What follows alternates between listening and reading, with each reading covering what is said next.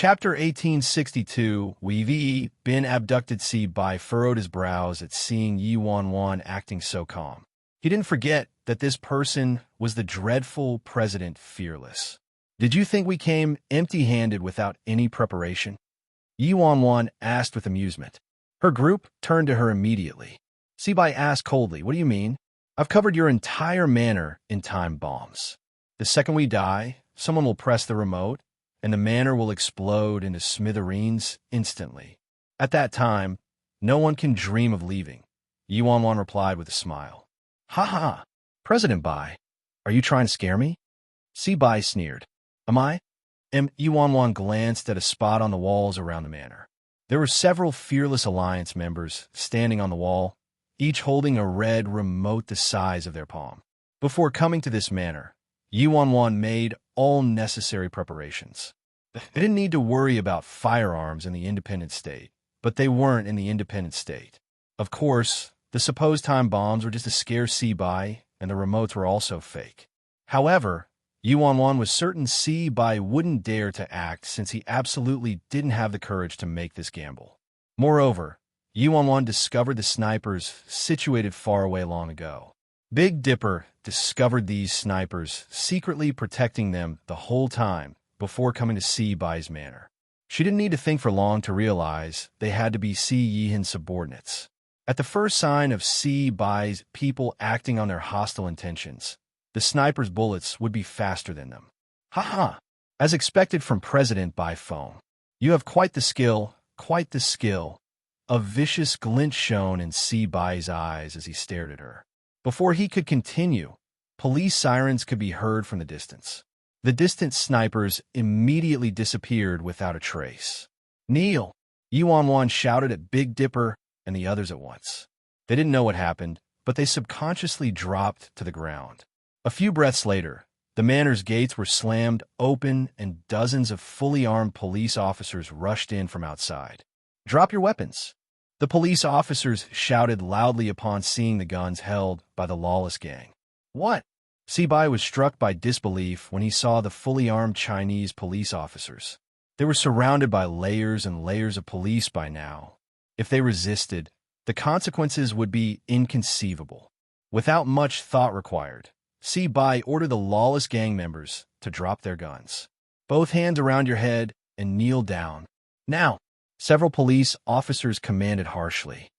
Bai and his men all knelt on the ground accordingly with both hands around their heads. Boss, are you okay? You scared me to death. Director Zhou of Stars Entertainment suddenly sprinted over from the back suddenly. Sir, she's our boss. And these people abducted our boss and her friends, Director Zhou hastily said. The police officers naturally knew that Yi Wanwan was the boss of Stars Entertainment. Officer, sir, this is the eldest brother of the C family, Bai. We visited him as guests, and he wanted to forcibly conduct a business deal with us. But I didn't agree, so they used their guns to threaten me. Yi Wanwan also anxiously interjected. Big Dipper, 7-star, First Elder, Third Elder, 11. Chapter 1863. Audacious and shameless Yi Wanwan's lips curled into an icy smirk when she saw Bai looking at her with malice in his eyes. She had made several plans on the way to Bai's manor, so everything was under her control. Aren't you too shameless? You actually called the police? Bai fumed with rage between gritted teeth. Bai never would have expected Yi Wanwan to do something this audacious and shameless as the president of the Independent States Fearless Alliance. She had utterly disgraced the independent state. As residents of the independent state, any disputes or conflict was resolved with their martial strength. Who would call the police? This was a humiliation to both sides, and one would rather die than do something so shameful. Bai never even had the notion to call the police or expected Yi Wanwan to do something like this. Bai, I didn't expect you to be this kind of person. You actually privately possessed so many firearms. I misjudged you, Yi Wanwan said with a sigh. Police officers, I have something to say. This woman buried a lot of time bombs under my manor. Bai shouted to the police officer near him. Since Yi Wanwan called the police, then they would all die together. He wasn't the only one who violated China's laws. Many officers were startled. There were also time bombs at this manor. Don't listen to his nonsense. If you don't believe it, you can verify it for yourselves. Yuan refuted. Bai frowned deeply at Yuan's uncaring expression. Could it be that there weren't any supposed time bombs in his manor? Was Yuan just intentionally trying to scare him earlier? Since Bai's words were too serious, the police officers didn't dare to be careless and immediately called for the explosive department to conduct a search. However, after the manor was searched inside out, they didn't find any traces of the time bombs Bai mentioned. Bai wanted nothing more than to skin Yuan alive. I got played by her. How did this kind of shameless person survive in the independent state? What? I'm a law-abiding citizen. We're different, Yuan said expressionlessly. Law-abiding, Bai was incensed. You're simply contemptible and shameless. You don't deserve to be a resident of the independent state. So shameless. Even if Bai didn't defeat the Fearless Alliance today or died in battle, he never would have sought help from the Chinese police. This was a matter of principle. He wasn't the only one. None of the factions from the independent state would do something like this if they traveled to another country. If news of it got back to the independent state, where would they put their face? A second later, Bai turned to Third Elder and the others. Why are you looking at me? What does it have to do with me? I wasn't the one who called the police. Don't talk carelessly. Third Elder glanced at Bai with a tinge of guilt. No one in the independent state had any concept of calling the police. To them, this type of conflict abroad was akin to a fight between two children who called their parents because they couldn't beat the other child. It was simply, First Elder cut in, well, you did possess firearms illegally, so you did commit a crime. We didn't make you commit any crimes, so you brought it upon yourself, and it's unrelated to anyone. Chapter 1864. Clever indeed, First Elder blushed with embarrassment. This time, the President Fearless was truly a bit shameless. But their Fearless Alliance was very shameless anyway and never obeyed any rules. So it wasn't too strange for the President to do something this shameless. Big Dipper yelled, "What are you looking at, you criminal?" Blah. 7-star. 11 added, "I'm innocent. I just came here with Master to talk business. Who could have known my brother was a criminal?" In the end, Yuan and Bai were all taken away so the police could learn about the matter in detail. However, Yuan and her group were released in the evening. After some investigation, Yuan and her group proved to be innocent while Bai had an illegal organization in China and illegally possessed a large amount of firearms, violating China's laws. Even if Bai wanted to drag Yuan down with him, he didn't have any grounds. After all, Yuan didn't break any laws or illegally possess any firearms. The biggest thing was that Big Dipper gave Qin Ruoshi a beating, but that was considered rightful self-defense in this situation, so he couldn't even be charged with assault. Qin Ruoshi tried her best to cut her ties with Bai, but the police's investigation rapidly discovered solid evidence that proved Qin Ruoshi was Bai's mistress and repeatedly managed many illegal dealings for Bai. Bai never would have expected his downfall to be in the Chinese police's hands. What was more despicable was that it was Yuan, a fellow resident of the independent state, who reported him. Bai had encountered all sorts of people in the independent state, shameless, malicious, etc., but he had never encountered anyone as shameless as Yuan in his life. After Yuan led her group out of the police station, she looked at them and asked with a smile, "So what have you learned from this matter?" I know. Big Dipper gave her a thumbs up. "I have to learn to be someone as despicable and shameless as Sis Foam." Yuan, do you want to be freaking whipped? I have to learn to bullshit. 11 said, "I think what the president wants to say is, if you can use outside force to solve something, then try to refrain from doing it yourself. It doesn't matter how shameless you are," Third Elder answered after a moment of contemplation. What I meant was, don't violate any country's laws. Bai is your lesson," Yuan corrected with an embarrassed expression. then wouldn't our abduction also be considered a violation of Chinese laws? Big Dipper asked, dumbfounded. Abduction? Yuan glanced at Big Dipper. That was you, not me, Big Dipper exclaimed admirably. Clever, clever indeed. Anyway, how could that be considered abduction? Liang Meixian and Huang Mingquan were the true criminals, and we merely used some improper methods to force them to admit to their crimes. Also, did I hit them or curse them? No, right? Yi Wanwan added matter-of-factly. Then what about Liao Jiechi? Big Dipper questioned. That Liao punk won't leave even if we make him. He's pestering the president nonstop. So how could that be considered abduction? He willingly cooperated with us. First Elder replied with a faint smile. Yi Wanwan nodded. First Elder is right. Chapter 1865. Are you awesome because you're rich?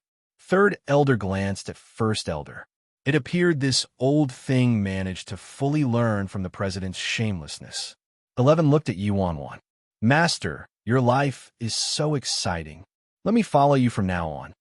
11 imagined that this independent state must be an unworldly paradise. Since Agio entrusted the C family to you, you should stay with the C family, Yi Wanwan said after a moment of thought. The C family couldn't be leaderless. As the seventh brother of the C family, it was most suitable for him to become the patriarch and manage the C family. That was also C Yihan's intention. 11 had no argument and could only sigh, nod, and agree. I also want to visit the ancient C clan in the independent state and see it. Isn't old 9 there? Logically speaking, I'm also a member of the C family, so I'm a descendant of the ancient C clan as well. Perhaps they'll see my extraordinary talents when I visit and allow me to stay in the ancient C clan and train me emphatically. 11 said, Yi Wanwan, are you serious?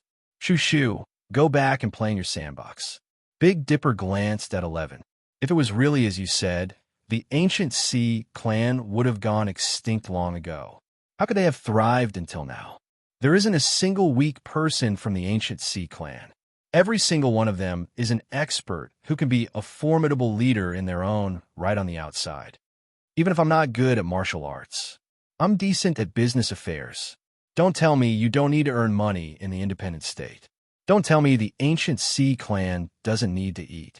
I've conducted business on the outside for many years, so I have a wealth of experience. I can tell what can make money and what can at a glance, 11 said haughtily. So what if you're rich? Are you awesome because you're rich? Can you go to the independent state just because you're rich?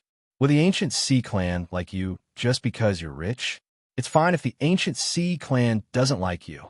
Our fearless alliance looks keenly on talented people like you. Big Dipper's words took a sharp turn, and a grin spread across his face. 7-star.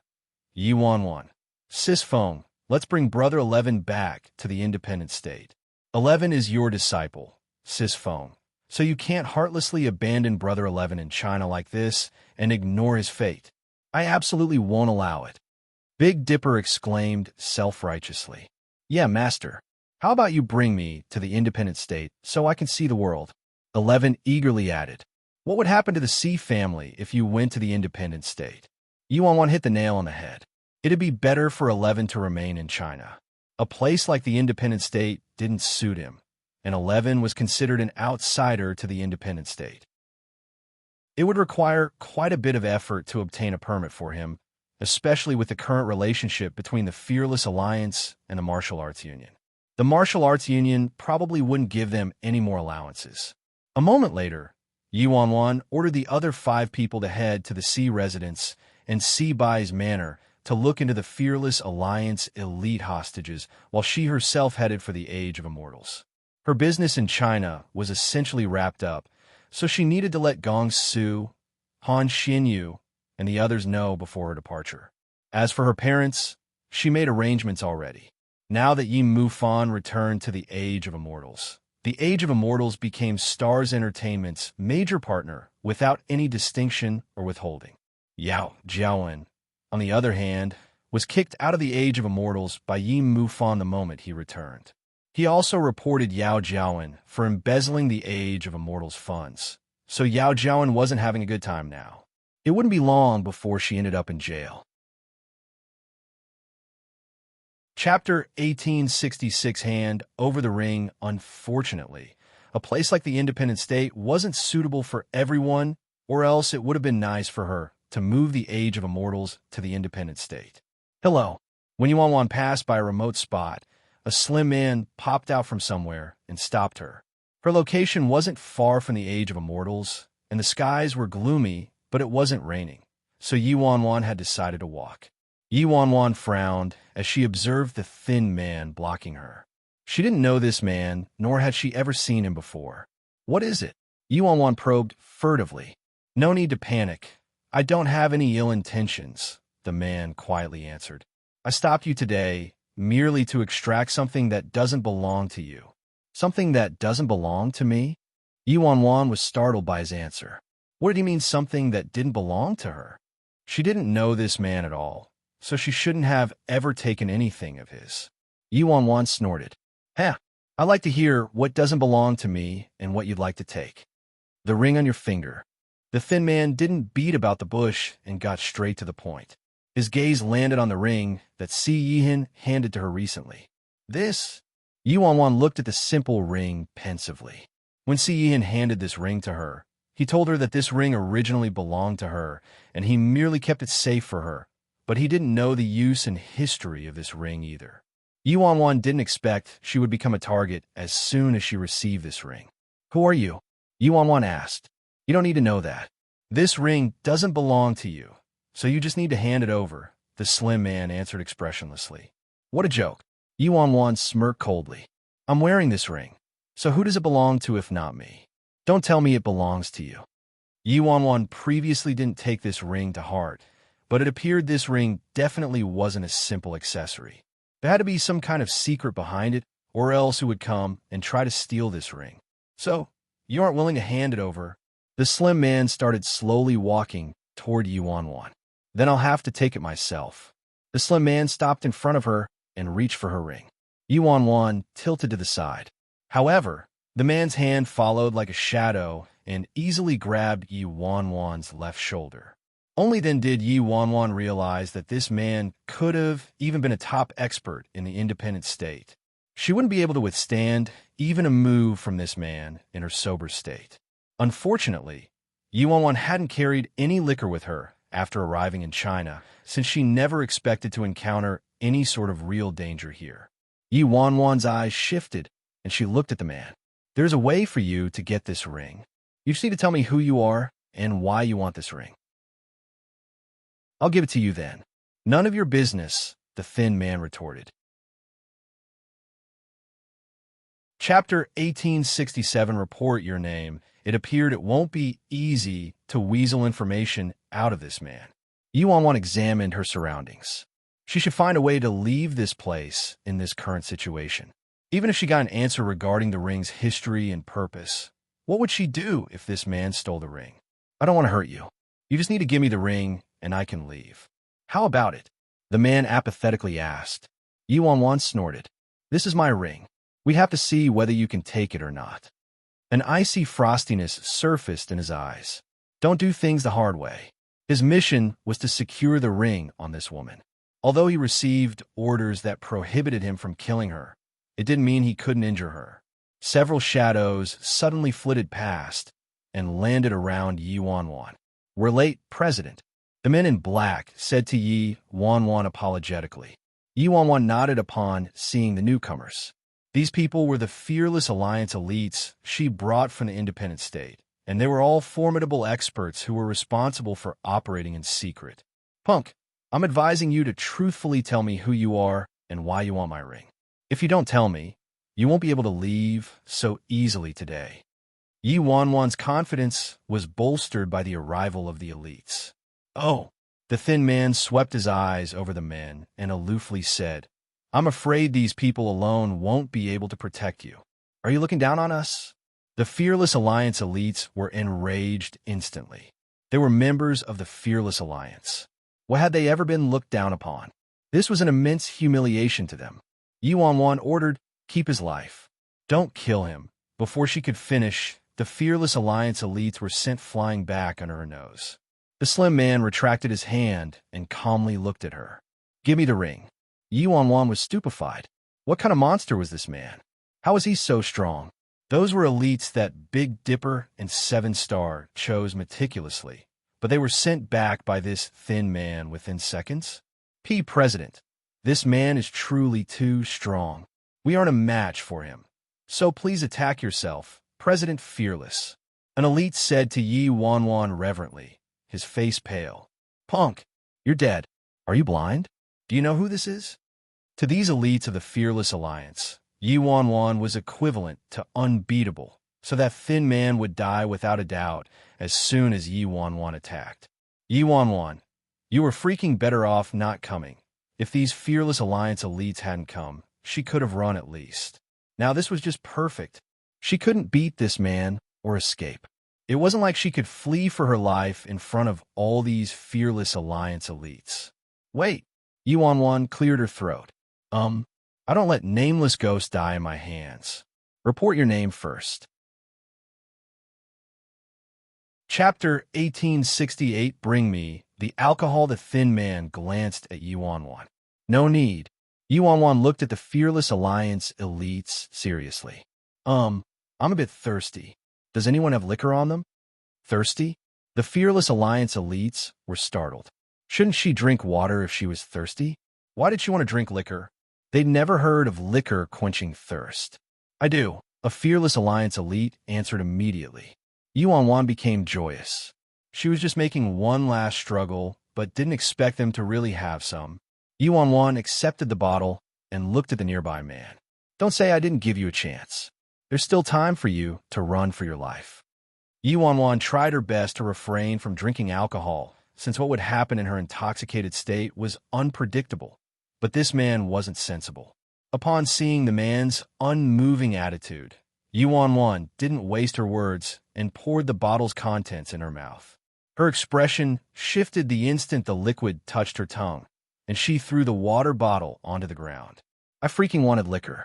Why the heck did you give me water? The elite who handed the water bottle to Yi Wanwan paused before saying grievously, But, President, you said you were thirsty. I didn't think alcohol could fix that, and I happen to have water on me, Yi Wanwan. If I hit you now, you might pass away on the spot. Give me alcohol.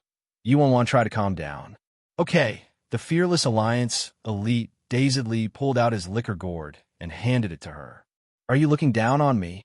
Chilly frostiness glazed over the thin man's eyes.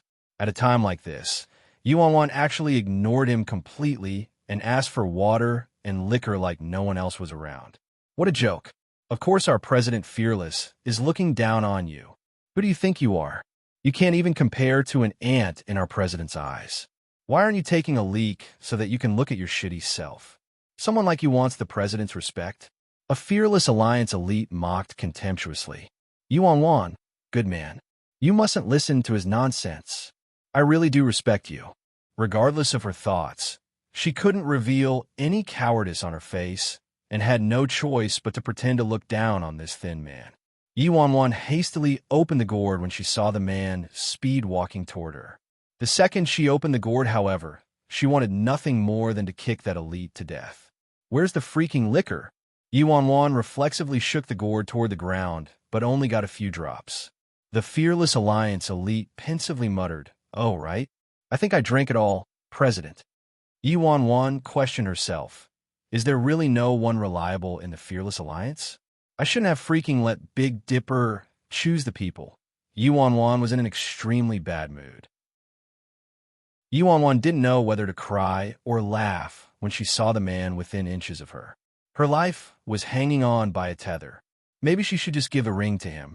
Chap, it's not good to steal from a girl in broad daylight like this, no? A white shadow flashed by before Yi Wanwan could pull her ring off. The sudden newcomer stunned Yi Wanwan.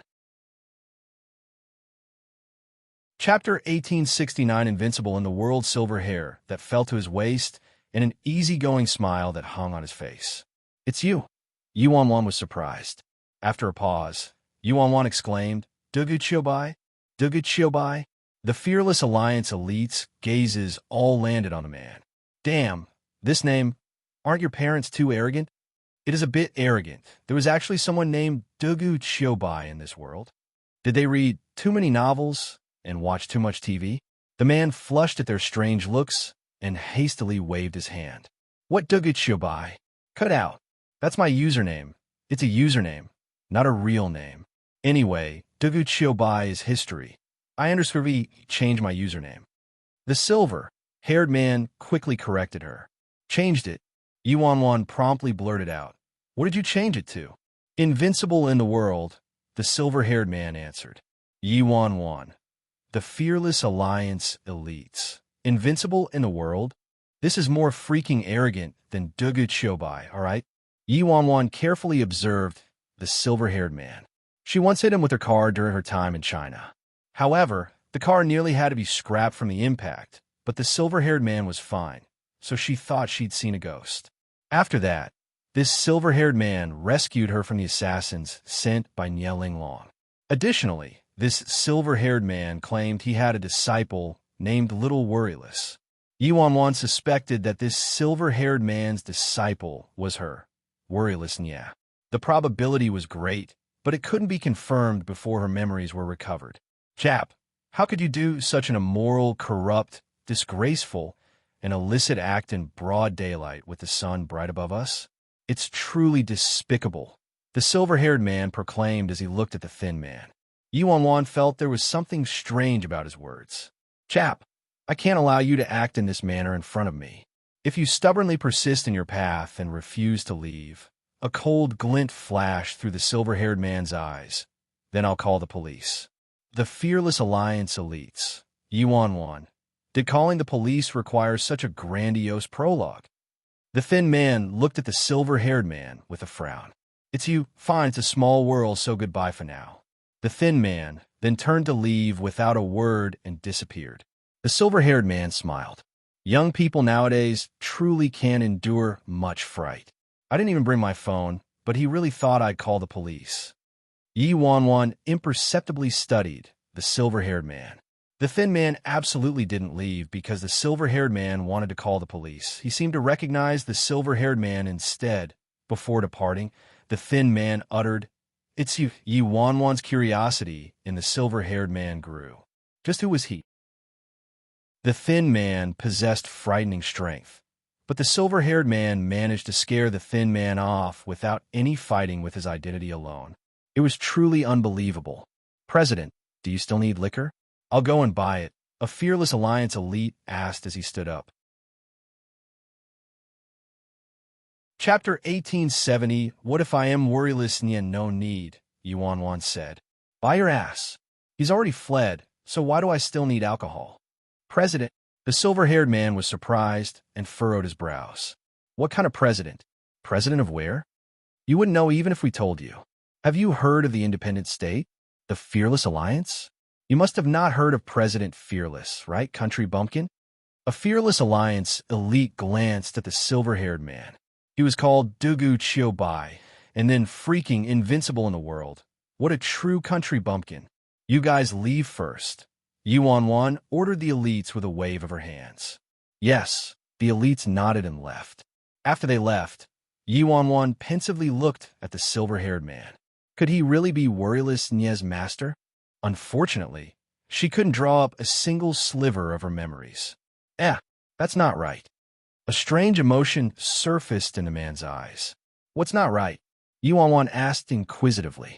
You're actually the long-missing by phone of the Fearless Alliance? The silver-haired man seemed to find this notion difficult to comprehend. By phone is just the surface. My real identity is still Worryless Nye.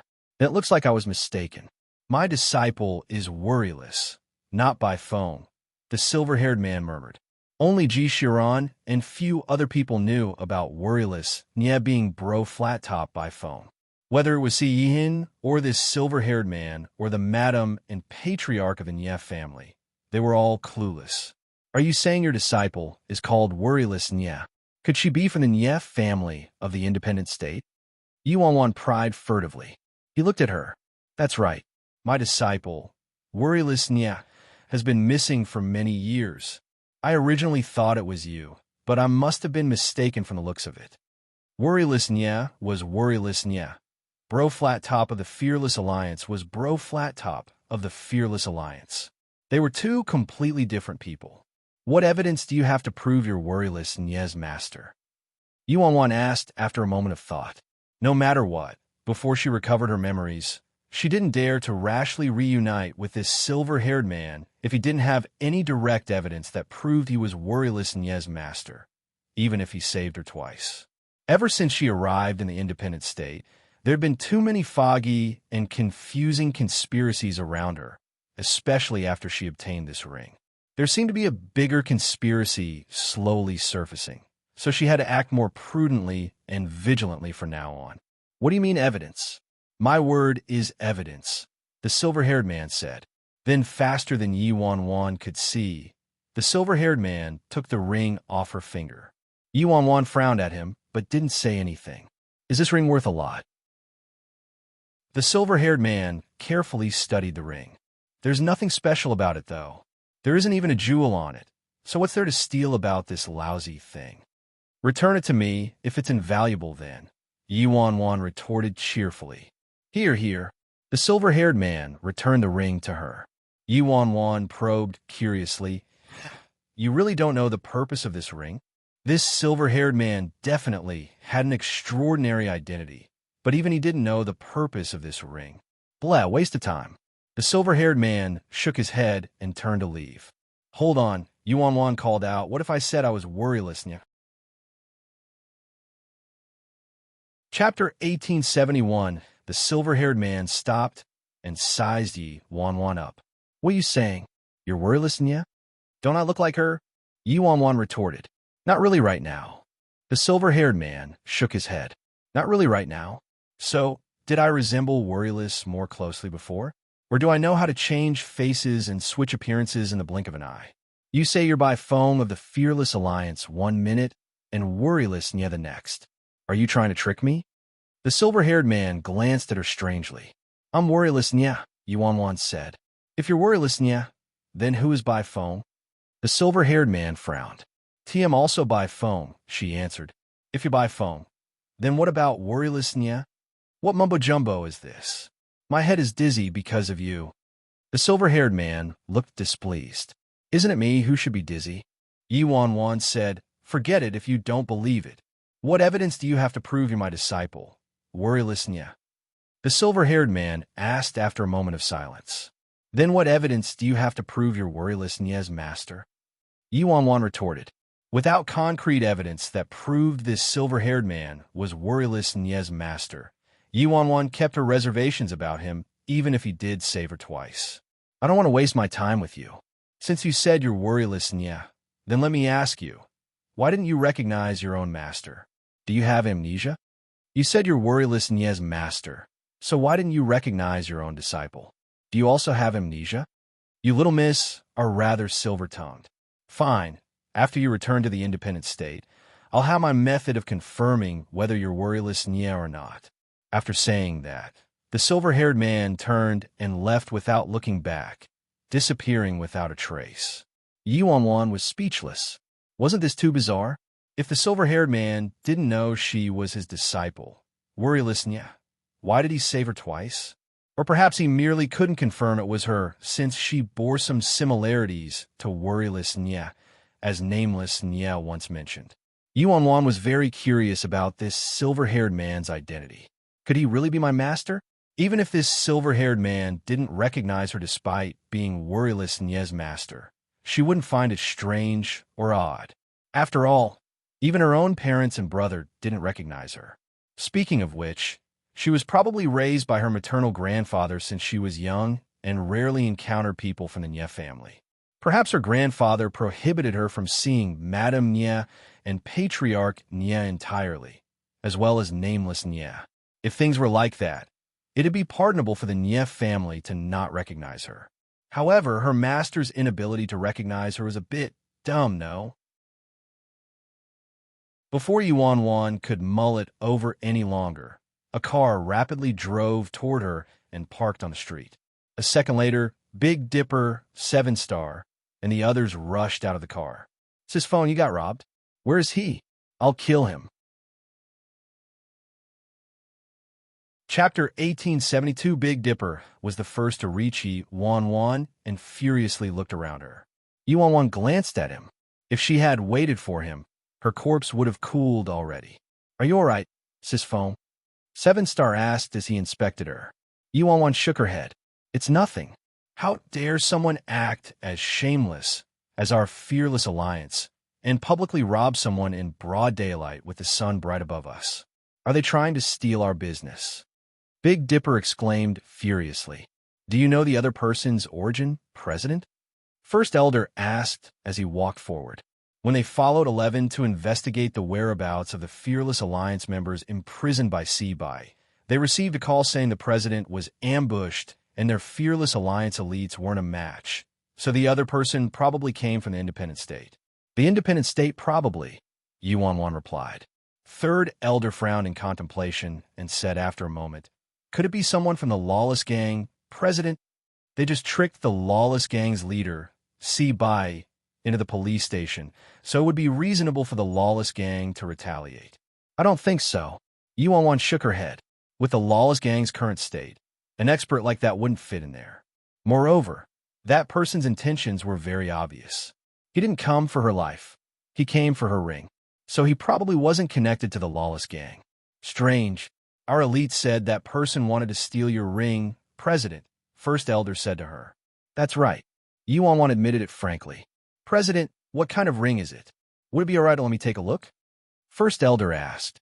Yuan-Wan didn't consider it for long, since she didn't need to stay on guard against First Elder and the others.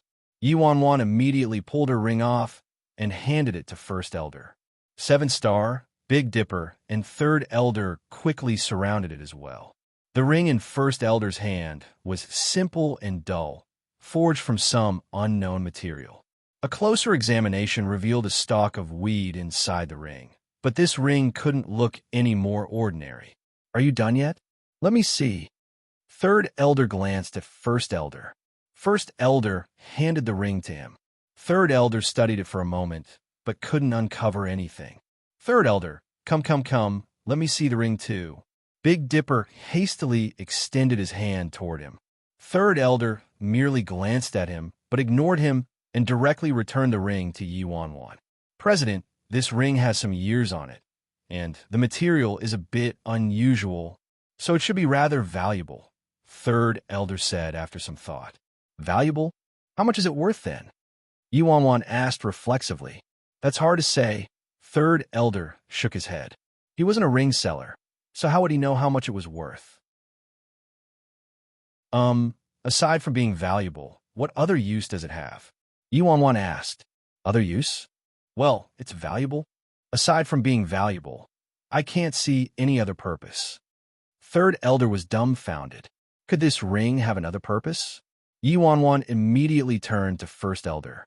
Everyone knew that the most knowledgeable and experienced person in the Fearless Alliance was First Elder, so perhaps he knew other purposes for this ring. Chapter 1873. President, I also don't know any other special quality of this ring. If no one came to steal it, I would have thought this ring was a mere accessory. But if it's just an accessory, why would it cause an expert from the Independent State to come and steal it? No matter how valuable it is, no one should dare to steal from our Fearless Alliance, unless it's unrelated to money and holds some other special meaning, First Elder said after some thought. Yuan-Wan naturally realized there was another use for this ring, but the actual use was the important part. If they couldn't figure it out, keeping it on her would be risky. Of course, this risk only applied to China. She didn't believe that anyone would dare to steal from her after she returned to the Independent State. President, after we return to the Independent State, I'll have someone look into this matter thoroughly. If we discover the culprit, we'll make them suffer a fate worse than death and eradicate their whole clan. Third Elder's eyes coldly glinted. It had always been their Fearless Alliance who stole from other people. This was the first time someone tried to steal from them. Moreover, the victim of the robbery was the president of the Fearless Alliance. If news of this got out, it would humiliate the Fearless Alliance worse than calling the police to catch Si Wutian. Yi Wanwan didn't care too much, though, since the ring was still in her possession and didn't get stolen by the Slim Man. She also didn't have much hope for discovering his identity. Since the Slim Man knew her identity but still brazenly came to steal the ring, it meant two things. First, the Slim Man made preparations ahead of time, and the Fearless Alliance wouldn't discover him even if the Fearless Alliance conducted an investigation to their full abilities. Second, the power behind the Slim Man wasn't inferior to the Fearless Alliance, and he wasn't afraid of the Fearless Alliance seeking retribution from him. Their hands would be tied even if Third Elder discovered anything. To Yi Wanwan, it didn't matter whether they investigated it or not. Before Yi Wanwan could speak, her phone started ringing. The caller ID showed Most Beloved Darling. This was Yi Wanwan's nickname for Si Yihan's phone number. Big Dipper caught a glimpse of the caller ID on Yi Wanwan's screen, and his eyes shot open and glowed brightly. Damn, Most Beloved Darling? Who did you give such a sickening nickname to? Sis phone. Who? Seven Star looked at Yi Wanwan with a furrow of his brows. Yi Wanwan herself was surprised when she saw the caller ID. This number hadn't lit up her phone for a long time. After a moment's pause, Yi Wanwan sardonically picked up her phone. Hello, my dear. He especially used this Chinese number to hint at her that he wasn't in the independent state, right? What great effort he went through. Big Dipper shivered and muttered to Seven Star. Shit, Sis Feng's dainty voice is giving me goosebumps. Where are you? Si Yihan's cool and low voice was heard from the other end. Me? I'm in Imperial City, of course. What's up? Yi Wanwan replied matter-of-factly as she blinked. The voice warmed a few degrees. Nothing. Don't run around wildly. Chapter 1874. I got it. You told me many times already. Look at how well-behaved I am. Do I look like a disobedient person? Don't worry. I'll stay in the country and won't run around wildly. Yi Wanwan vehemently promised. Seven Star frowned when he overheard this. Big Dipper quietly exclaimed, Damn, what's going on with Sis Phone? Didn't we decide to leave? Why did she change her mind the second she got a call from a stray cat outside? Isn't this too unscrupulous? Big Dipper was frightened by Yi Wanwan's fickle attitude. Seven Star still remembered the love goo in Sis Phone, and they had to go back and think of a cure as soon as possible, so they definitely couldn't stay in China for long. Now, she wanted to stay in China for a man? Wasn't she risking her life, trivially? On the other end of the call, Si Yihan refrained from commenting on her words, but decided that Yi Wanwan wasn't lying after some thought. After all, he managed to mollify her that other day, so there was no reason for her to return to the independent state. Si Yihan's worries were eased temporarily, and he said, Wait for me to come back. Yes, I know. I'll be good and wait for you at home. Hurry and come back, okay? Yi Wanwan's voice was especially soft and agreeable as she promised. Seven Star's expression darkened with every word she spoke, and he wanted to interrupt several times but resisted. After being lovey-dovey for a while more, Yi Wanwan finally hung up and promptly turned to look at Seven Star. Did you book the plane tickets yet? What? Seven Star was startled and swallowed the words he wanted to say. Yi Wanwan pursed her lips. I'm talking about the plane tickets back to the independent state tomorrow. Seven Star reflexively nodded. I booked them. Great. We'll depart tomorrow then. Yi Wanwan replied. Seven Star asked in a daze, Didn't you just say you were staying in China, Sis Foam? Yi Wanwan raised her brows and glanced at her phone. You believe the words people say when they're pacifying someone? Seven Star, Big Dipper. Sis Feng's lip service was truly too slippery. If it weren't for her typical hose-over-brothers character, why would they worry? Who knew she'd resist beauty so staunchly this time? Big Dipper whispered in Seven Star's ears. I know. It's not because Sis Feng changed her nature. It's because the independent state has more beautiful men, Seven Star. Yi Wanwan rolled her eyes at Big Dipper. What are you muttering about? What are you saying this time? Big Dipper hastily waved his hand. Nothing. All right, Sis Feng, I just wanted to ask. Are you really married to that patriarch of the Sea family? The president's marriage was very significant. After all, Yi Wanwan cast her eyes down in silence for a moment before turning to look at the distant night. She aloofly replied, "Who knows?" "And what?" Big Dipper asked. "What does this mean? Doesn't Sis Phone know whether she's married or not?" Big Dipper and Seven Star looked at each other with clear exasperation in their eyes. Yuan didn't say anything more and entered the car, ordering Big Dipper to drive toward the age of immortals. At the same time, at some location in Imperial City, the silver-haired man sat in a minivan with a deep frown on his face, as though he was thinking about something. "I didn't expect it to be that ring," the silver-haired man murmured, surprise and worry surfacing on his face. "Impossible. That ring should have been utterly destroyed after that incident in the Independent State. So why?" Unease grappled his mind. Before worryless Nya went missing, he clearly told her that the ring absolutely shouldn't exist and had to be destroyed. And his disciple, worryless Nya, destroyed the ring in front of him. So why did that ring still exist? And why was it in worryless Nya's possession? Chapter 1875, Master, did you find little junior sister? A woman with seductive looks entered the van and asked the silver-haired man. The silver-haired man nodded. "I did. Little junior sister is seriously. We just discovered she went back to the Independent State and wanted to go there to find her, but now she came running back to China. She's really wild." The alluring woman chuckled lightly. "So where's junior sister, Master?" "Your junior sister lost her memory. I didn't acknowledge her," the silver-haired man replied. The alluring woman's expression turned strange, and she couldn't understand. "Why didn't you acknowledge little junior sister, Master?" "Now isn't the time." The silver-haired man shook his head. "When your little junior sister went to the Independent State, she was clearly in an amnesiac state, but for some reason, she still managed to become President Fearless." The alluring woman chuckled. "Do you need to ask, Master?" "There aren't many people in the entire Independent State who know little junior sister Worryless Nya is by phone, but Emperor G does. Emperor G must have recognized little junior sister, so it'd be easy for him to help little junior sister recover her identity. After all, the Nya family currently has a fake Worryless Nya, but helping little junior sister recover her status as President Fearless should be a piece of cake. Moreover, you know how little junior sister gets when she's drunk.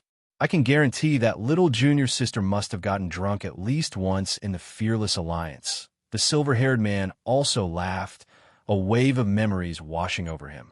That was true.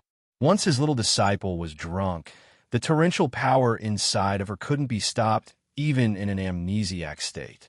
However, Worryless currently doesn't have her memories. So how do you know she acted the way she used to after consuming alcohol? The silver-haired man looked at the alluring woman. The woman smiled. "I saw Emperor G once, and he told me the whole story." "I see." The man was pensive. Everything made sense then. If it weren't for Worryless Nya drinking and exposing her nature, it would have been impossible to make the Fearless Alliance completely believe she was by phone. Those elders of the Fearless Alliance especially. Each one was more astute than the next. It was impossible to fool them. "Master, let's reunite with little junior sister. I miss her to death," she suggested impatiently. However, the silver-haired man shook his head. It would be better for Worryless Nya to recover her memories on her own. Moreover, if they did reunite, how should he explain to her what happened before she lost her memory? That would truly be too cruel for Worryless Nya. It might even be worse than death.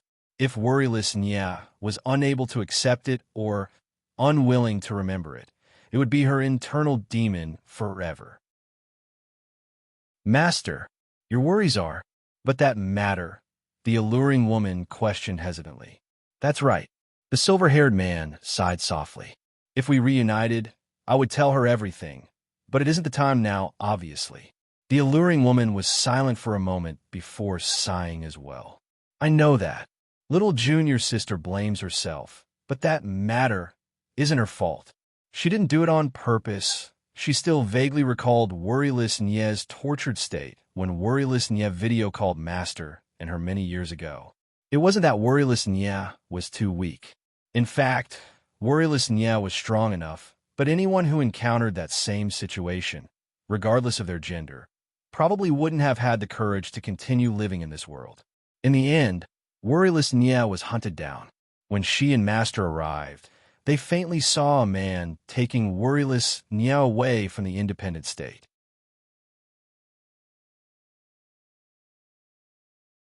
Chapter 1876, but they weren't able to see that man's appearance clearly. Later, the silver-haired man caught wind of some news, so he came to China in search of worryless Nia's whereabouts. To the seductive woman, Master was probably unwilling to reunite with Little Junior's sister because he pampered Little Junior's sister too much. If Little Junior's sister kept hounding Master, he probably couldn't withstand it and would spill everything. Once Little Junior's sister learned the truth, the consequences would be inconceivable. Master, should we leave the Little Junior's sister alone without any care then? The woman looked at him in incomprehension. They finally managed to confirm Little Junior's sister's identity after all the trouble and found her. Shouldn't they reunite with her? The silver-haired man stayed silent for a moment before looking at her. What's there to worry about?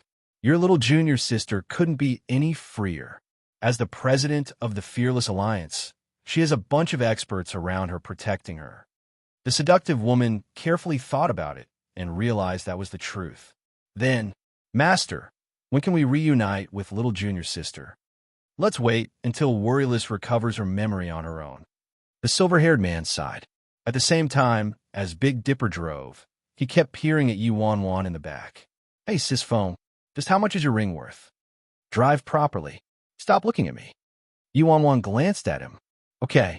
Big Dipper had no choice but to focus on driving and didn't dare to look behind him again. Have you found the Fearless Alliance members abducted by Seabai? Yuan asked as she turned to the others. Seven Star nodded expressionlessly. Yes, we found them. Sis phone, we had a total of 20-something members abducted by the lawless gang, but only 11 people remained. But we called the police and got Seabai and a dozen or so lawless gang members captured, so we didn't lose anything and got our revenge, Big Dipper hastily interjected. Third Elder, in the front passenger seat, glanced at Big Dipper. Can he freaking stop mentioning how he called the police? Say, sis phone, isn't it a bit too humiliating how we called the police to capture Seabai in China? If word got back to the independent state and other factions learned we called the police, where would our pride go? Big Dipper asked. Third Elder. Yuan glanced at Big Dipper. What's humiliating about that? It was Seabai acting shameless first by using firearms, and we called the police second. It's not like we called the police while everyone was fighting with their bare hands. Yeah, that's the principle, but the prohibited usage of firearms is only the independent state's rules. Members of the independent state aren't as restricted in other countries, Big Dipper refuted. That's right. As you said, there aren't as many rules in China, so why should we abide by the independent state's rules still? We're in China, a country with a proper legal system, Yuan retorted. Third Elder, thinking about it like that does seem to be the case. Seven Star agreed. Yes, Big Dipper also added, true, I'm convinced. Yuan swept her eyes over the other four. When they were in the independent state, they didn't find anything humiliating, but they had so many concerns after coming to China. How surprising. With Yuan's directions, Big Dipper soon parked the car in front of the Age of Immortals. Director Yi. Chapter 1877, when the guards of the Age of Immortals entrance saw Yuan and her group appearing suddenly, they immediately received her in surprise. Hello, Director Yi. Hello. Yuan smiled at them. The security looked flattered, as though they were dreaming. Yuan was the top boss of Stars Corporation. It was extremely difficult for even international superstars to see Yuan. They couldn't see her whenever they pleased. Is CEO Yi here? Yuan asked. Aren't you Director Yi? An employee blurted out automatically, but realized something was amiss, so they immediately corrected themselves. Oh, you're referring to Yi Fan, CEO Yi. He's here, I'll bring you to him. Sure. Yuan nodded. Soon, Yuan entered the Age of Immortals canteen. Aside from Yi Fan, Jiang Yen Ran, Gong Su, Luo, Chun, Han Xinyu, and Chu Feng, who she hadn't seen for a long time, were also present. They were sitting at the same table and eating the company canteen's food. Damn, Brother Yi. Gong Su was the first to see Yuan Wan and shot up excitedly at once. Wan Wan, why are you here? Yi Mufan immediately put down a half-chewed pig's foot and reflexively wiped the grease on his hands on his clothes. Fuck me. The expensive suit I just bought. Yi Mufan looked like he ate shit as he stared at the grease stains on himself. Yuan Wan thought, wasn't it you who smeared that grease stain a second ago? You're all eating. Big Dipper swaggered up and nonchalantly sat down next to Jiang Yinran. Hello. I think that's my seat. The pushed-away Chu Feng stared at Big Dipper, baffled. Seeing as it was someone brought there by Yuan Wan, Chu Feng couldn't blow up rashly. What's that about your seat, my seat? Your name isn't on it. Chap, aren't you too tactless? Shoo, shoo, shoo. Go sit somewhere else, right? Goddess? Big Dipper turned to Jiang Yinran toward the end. Jiang Yinran, Sis Wan Wan. The bewildered Chu Feng immediately turned to Yuan Wan. What was happening? Big Dipper. Yuan Wan shot Big Dipper a displeased look.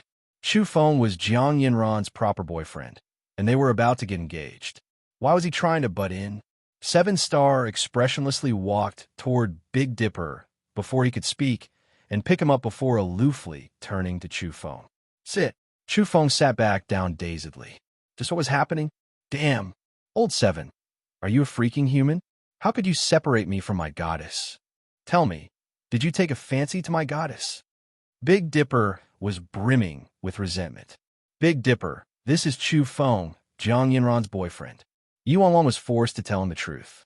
Big Dipper looked at Chu Feng in immense shock and disbelief. Damn, no way. How was that possible? Punk, get up. I'm going to fight with you. We'll sign a life and death pact. Chu Feng's lips twitched. He didn't seem too willing to pay attention to Big Dipper. Damn, Punk, can't you freaking give us a break? Yinran is about to get engaged. What fuss are you making? Yi Mufan glanced at Big Dipper. Many managerial positions are just shortened to Manager XXX in Chinese when addressing someone regardless of whether they're CEO, Director, President, etc.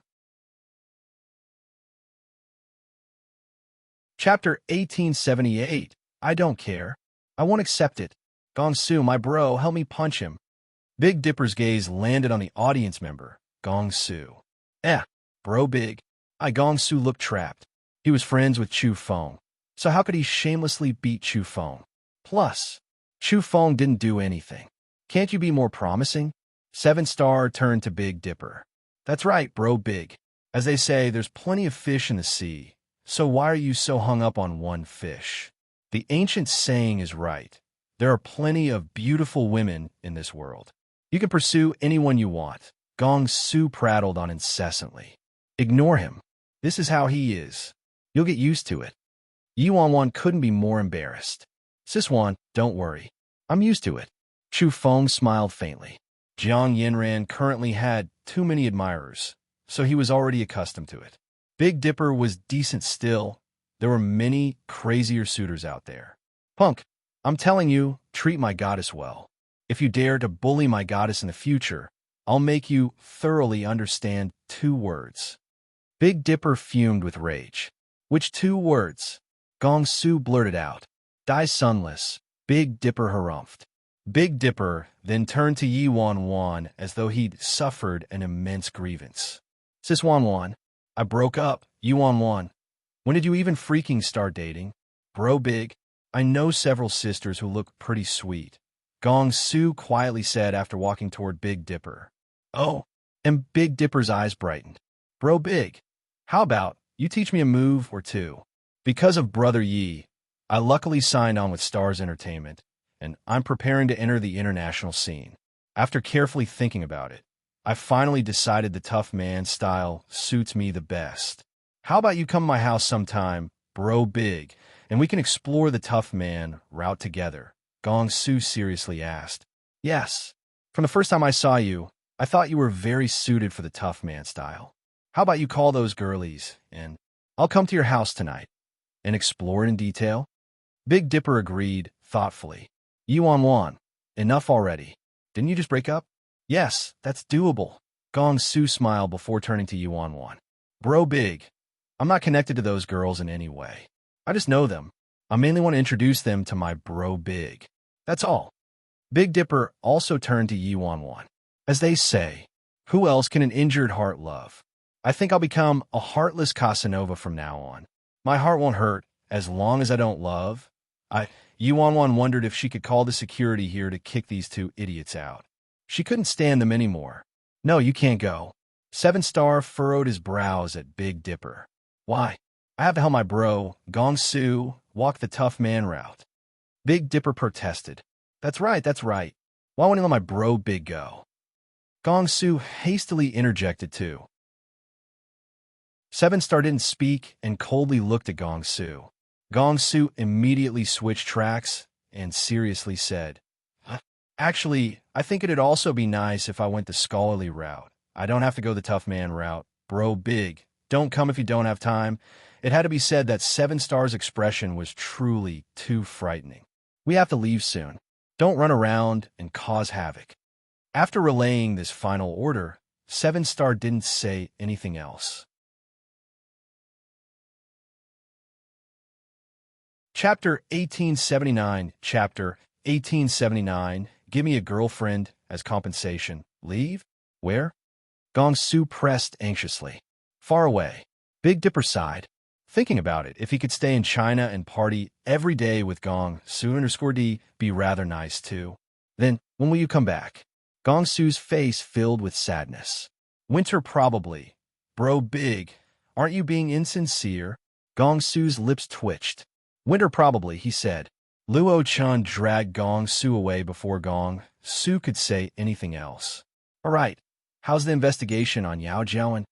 Yuan Wan pushed Yimu Fan, who resumed eating his pig foot again, to the side and sat down. That damn bitch, that ingrate. Yimu Fan put down his pig foot and scornfully said, the investigation finished. She embezzled several large sums of money from the company and committed a white-collar crime, so she got arrested. She probably won't be released within several decades. We let her off lightly. Han Xinyu commented with a smile. It's a rather befitting punishment, Jiang Yanran said. Back then, Yao Jiawen secretly embezzled the company's funds and shoved all of the crimes onto Yuan Wan. Not only that, but she also acted like a mighty hero who didn't fear hardship and led the Age of Immortals out of its plight. Just thinking about it made them nauseous. Thankfully, after Yuan Wan returned, she shattered Yao Jiawen's public image and dished out some sweet justice. Yuan Wan knew Yao Jiawen would get arrested for sure, so she didn't pay it too much heed. How's Emperor Sky Entertainment? Yuan Wan asked her brother. I merged Emperor Sky Entertainment and the Age of Immortals. Emperor Sky Entertainment has quite a large number of artists, but the current focus is Han Xinyu, Gong Su, and them. We won't consider other artists until they rise above the A-list, Yimu Fan replied. Haha, exactly. We shouldn't let one's own fertile water flow into others' fields. My brother Yi is the boss of Stars Corporation. Before this, I never dreamed of signing a contract with Stars Entertainment. I met so many of my idols. I love you to death, Brother Yi, Gong Su said. Yeah, Han Xinyu nodded in agreement. Not everyone could sign onto an international entertainment company like Stars Entertainment. They possessed too many wealthy resources, so Stars Entertainment could easily make them into international superstars. As long as they didn't behave suicidally, there wouldn't be any problems. Brother Yi, thank you. Luo Chen looked at Yuan Wan and wanted to say something, but could only make out thank you. No words could describe his gratitude toward Yuan Wan. If it weren't for Yuan Wan, he would be nothing. What? You want to make me cry? Yuan Wan asked Luo Chun in amusement. No. Luo Chun shook his head. Wan Wan, without you, we wouldn't be where we are, Jiang Yanran said. The greatest benefactor she'd met in her life was Yuan Wan. Ever since their school days, the assistance Yuan Wan had given her was truly too much. Sis Wan Wan, I'm also grateful for you. If it weren't for you, I wouldn't have gotten together with Yanran. Chu Feng also said. What? Big Dipper was surprised and instantly turned to Yi Wan Wan grievously. Sis Wan Wan, it was actually you who introduced my goddess to this punk. I don't care. You owe me a girlfriend. Give me a girlfriend as compensation. Yi Wan Wan glanced at Big Dipper. I'll sit with you for a bit. Big Dipper. Chapter 1880. Chapter 1880. Give the position to you. Yi Wan Wan turned to Yi Mu Fan and said, Dad and Mom called me and told us to come home to have dinner in a few days. Take advantage of the next 2 days and get in touch with Director Zhou from Stars Entertainment. I already let them know that Stars Entertainment will be working closely with the Age of Immortals. Damn, really? That's too awesome. Yi Mu Fan was beside himself with excitement. Before, Stars Entertainment merely gave them a pinch of resources, and it allowed the Age of Immortals and Emperor Sky Entertainment to rise almost an entire level. As for intense collaborations, they never dreamed of this. However, after thinking about it, Yi Wan Wan was the boss of Stars Corporation, so Yi Mu Fan, could also be considered a manager or something at Stars Entertainment at least. They were a family anyway, so these fertile resources had to be reserved for their own people, of course. Good sister. Yi Mu Fan suddenly smiled ingratiatingly at Yi Wan Wan. His expression couldn't be any more ass-kissing. What babble do you want to fart now? Yi Wan Wan glanced at him. Yi Mu Fan was definitely up to no good. Ha ha. Yi Mu Fan chuckled. Good sister, you're too crude. Don't be like that. I'll leave if you won't talk, Yi Wan Wan said. Don't. I suddenly thought of something that I think is necessary to discuss with you. Yi Mu Fan asked, What do you think of my abilities? Yi Wan Wan was startled, not understanding why Yi Mu Fan was asking out of the blue. Decent, Yi Wan Wan answered truthfully. Sister, do you still remember how you fired a branch director of Stars Entertainment at the anniversary celebration? Yi Mu Fan probed. Yes, Yi Wan Wan recalled that it was Xiao Heng's grandfather that she fired. Good sister, say. I think that I would be a good fit for the empty director position now with my abilities. Now that Emperor Sky Entertainment and the Age of Immortals have merged, we will be entering a period of rapid development. Additionally, we're going to have deep collaborations with Stars Entertainment. So why don't you give the empty director position to me? It'll work in everyone's favor. Yi Mu Fan hastily finished. He'd coveted that position for a long time, but couldn't muster the courage to voice it. Yi Wan Wan was pensive. In truth, Yi Mu Fan could succeed as a director without any problems with his current strength. However, no matter what, Stars Corporation was still Second Elder's asset. Yi Wan Wan immediately went to the restroom and called Second Elder. President, although Stars Corporation is my asset, to put it plainly, it belongs to the Fearless Alliance. It was you who granted the starting fund to me back then, President, so you can do whatever you want. I won't have any objections, Second Elder responded on the other end, after Yi Wan Wan explained the situation to him. Yi Wan Wan left the restroom after the call ended. She said to Yi Mu Fan, 3-month trial period. Damn, good sister, I'll buy you a feast. Ah! Yi Mu Fan was a bit lost in his exhilaration. After giving them a few more instructions, Yi Wan Wan departed from the of Immortals with Big Dipper and the others in tow. At Golden Seas, the Yi family's turmoil finally calmed during this period of time. Liang Wanjun made a table of dishes, and Yi Mu Fan also entered the kitchen and made several of his signature dishes. Their family managed to gather together on this rare occasion. Mom, let me help you. Chapter 1881. Chapter 1881. Are you saying my daughter isn't worthy of him? As soon as Yi Wan Wan entered the kitchen, Liang Wanjun kicked her out and exclaimed, no need. It's smoky in the kitchen, so go and wait on the sofa. There's some fruit on the coffee table. Have some. Let your brother do it. Yi Mu Fan also frantically nodded while he had his apron on. How could a girl do such rough work? I'll do it. And so, Yi Wan Wan had no choice but to move to the sofa. Yi Xiaoting, who had been hesitant to speak the whole night, cleared his throat and sat down next to his daughter. He furtively probed, Wan Wan, where's little ninth, President C? Why haven't we seen him recently? His daughter's boyfriend was actually the president of the C Corporation, he still felt like he was dreaming. Yi Wanwan took a bite from an apple before replying. He's been busy abroad lately. I'll bring him home another day. Yi Shouting sighed worriedly. Oh, child, how could you keep such an important matter from us? Yi Wanwan coughed. Dad, I didn't lie to you, though. He does work at the C Corporation. Yi Shouting glanced at his daughter exasperatedly. Ah, you. I don't know who you resemble. Your guts are growing bigger and bigger. Dad, of course I resemble you. A tiger father doesn't beget a dog child. Yi Wanwan promptly flattered him. Are you? President C has a powerful position. Is he in a serious relationship with you? Liang Wanjun asked fretfully. Yi Shouting glanced at his wife. What are you saying?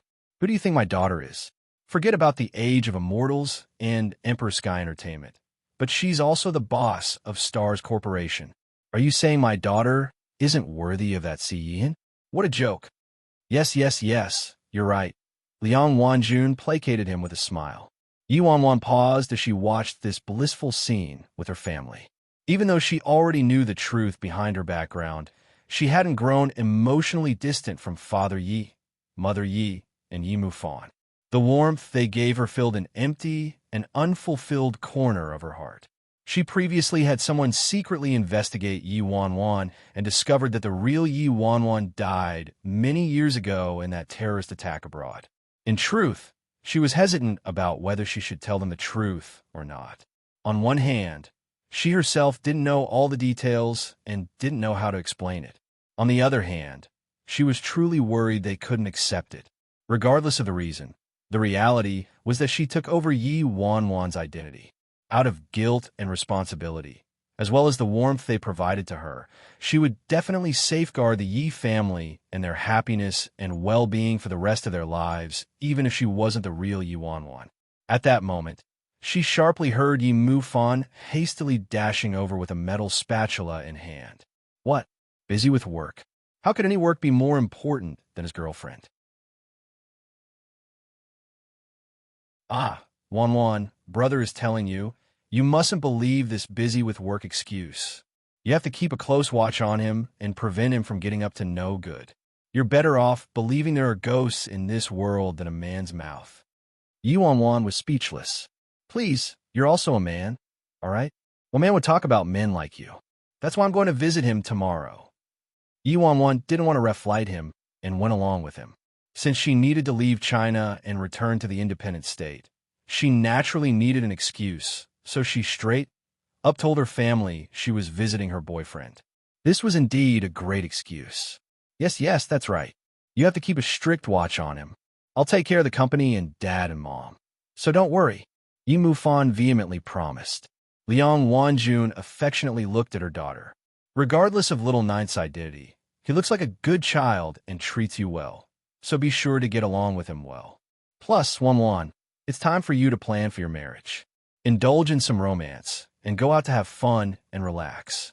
Don't worry about us and the company. Yi Shouting also nodded. That's right. Leave everything else to your brother and me. Rest easy and go have fun. Yi Shouting always felt like he owed his daughter a lot, and tried his best to make it up to her. Warmth brimmed with Yi Wanwan's face. Thank you, Dad, Mom. Don't worry. I'll definitely bring a certain someone back here. Chapter 1882. Chapter 1882. You have to use some tricks on men. Yi Mufan glanced at Yi Wanwan and lightly bumped her shoulder with a laugh. Actually, you have to use some tricks on men, and a man like Si Yihin requires extra techniques. Sister, I'm telling you that I, your brother, am endowed with immense advantages and extensive experience in this area. Do you want me to give you some tips? Yi Wanwan's expression was strange when she heard this. Endowed with immense advantages and extensive experience. Why does something sound odd about that? I didn't realize you studied men so much, Yi Wanwan blurted out. Liang Wanjun and Yi Shouting glanced at Yi Mufan. Yi Shouting admonished him. Don't meddle in this and mess things up for your sister. How can a man like you say this kind of thing without any shame? Liang Wanjun looked worried. Mufan, don't tell me you don't like girls? The corners of Yi Mufan's lips twitched. I'm a man, so I know a man best. Is there a problem with that? How does it have anything to do with whether I like girls or not? That's good. Only then did Liang Wanjun relax. Sis, I'm telling you, approaching a man requires a lot of tricks, especially for a man like Si Yin. You need to play hard to get and view it like flying a kite, keeping a good grasp on your rhythm and loosening or tightening the strings skillfully. However, before Yi Mufan could finish, Yuan coldly interrupted, "How about I turn you into a kite? Does he think all men are as scummy as him? Forget it. Loyal advice is jarring to the ear, so I'll drop it. But sis, if Si Yin bullies you, don't be scared. Tell me, and I'll definitely pummel him to the ground." Yi Mufan declared, "Who knows who'll be the one pummeled to the ground? All right. Even food can't keep your mouth shut. Hurry and eat." Yi Shouting chuckled. Complicated emotions gushed into Yi Wanwan's heart as she watched this harmonious scene, especially with the truth in mind. Although she didn't feel estranged from this family, her parents, and her brother at all, she still wasn't the true Yi Wanwan. Yi Wanwan didn't know if she should reveal the truth or how she should tell them the true Yi Wanwan died many years ago. Could her parents and Yi Mufan handle the truth? The next day, Yi Wanwan was eating breakfast in the living room. Liang Wanjun had packed all her luggage for her already, bought a lot of new clothes for her, and stored them in the suitcase. Aside from clothes, there was also a lot of food. A mother couldn't help but worry about their journeying child. That was how it always was. "Mom, no need to prepare so many things. I can buy whatever I need later," Yuan Wan said to Liang Wanjun as she accepted the suitcase. "Nonsense. Preparing everything ahead of time is better than fretting over it when it's missing during your travels." Yi Shouting put down his book. "Dad, I understand." Yi Wanwan had no choice but to accept. "All right, Wanwan, I have something I've been meaning to ask you." Yi Shouting looked at her and asked, "How did you become the owner of Stars Corporation?" "Dad, it's a long story.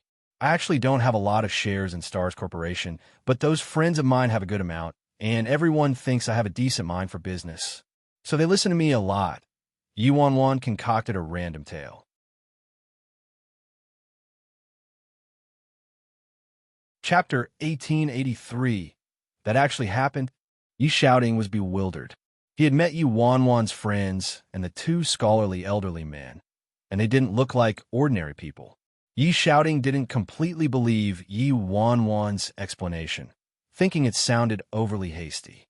However, there was nothing false about the fact that Yi Wanwan was the owner of Stars Corporation. As for how Yi Wanwan became its owner, Yi Shouting didn't bother wasting his words since Yi Wanwan didn't seem willing to talk. "Dad, no more chit-chat. I have to go now, or I might miss my flight." Yi Wanwan bid farewell to Yi Shouting and Liang Wanjun and pulled her suitcase away.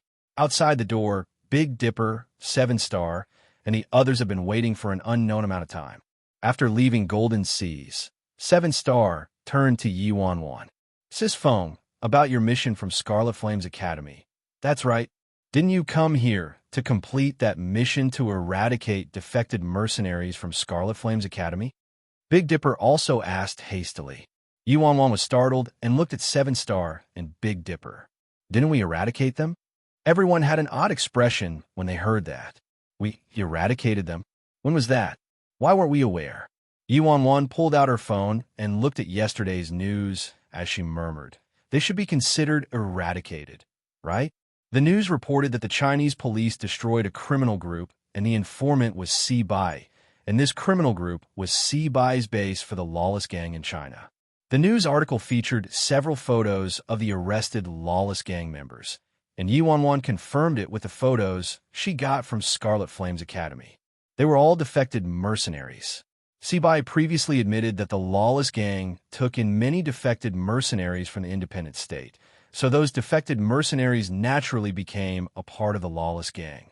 Damn, the lawless gang is finished just like that? What a novelty. Big Dipper couldn't stop his amazement as he read the news article. First Elder shook his head. China is a powerful country. No matter how fearsome the lawless gang was, they had limited manpower, so they'd be asking for death if they wanted to fight with the police. Unless the police were empty-handed and unarmed. Otherwise, with hundreds and thousands of guns pointed at you. What else would you be but dead if you dare to resist? Yuan glanced at First Elder. First Elder was truly a wise person. After coming to China, they were in someone else's territory, so you had to follow the rules and do as the natives did. If you violated China's rules, no one would joke around with you. Yuan put the phone back in her pocket. She didn't know whether Scarlet Flames Academy would acknowledge this or not. Soon, they arrived at the airport and boarded the plane after some chatting. They reserved the whole plane again. On the enormous plane, there was only a total of 5 people. Yuan, Big Dipper, 7-Star, First Elder, and Third Elder. Where are the others? Yuan surveyed the plane's interior curiously. President, I arranged for them to remain in China and protect Liang Wanjun, Yimu Fan, and the others. There will be 2 teams changing shifts every 3 months. This time, I didn't have them come back with us to give them some time to familiarize themselves with China's situation, First Elder answered. Yuan nodded in satisfaction. As expected, she could count on First Elder, and he knew her well. I also thought about that. You just got there before me, Third Elder grumbled with displeasure. All right, where are those fearless alliance members held hostage by the lawless gang? Yuan asked another question.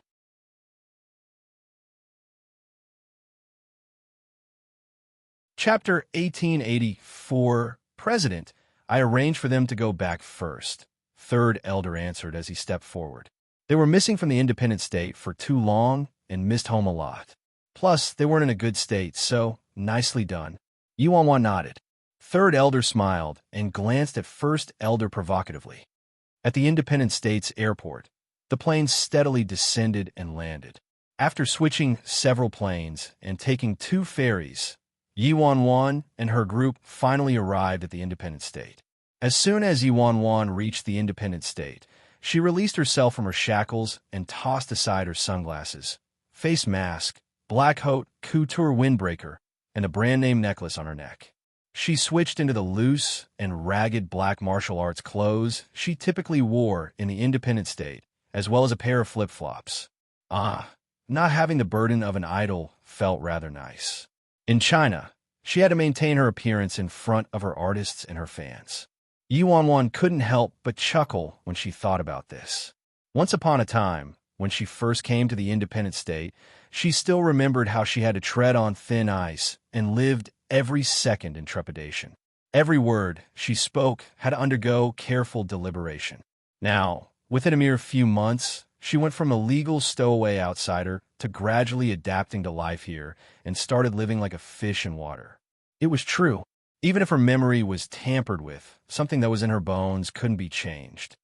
At the same time at Azura's headquarters, in the garden, Lin Kei languidly sat on a rattan chair and drank some tea before saying to the man who was reading documents next to him, what a feat! What a feat!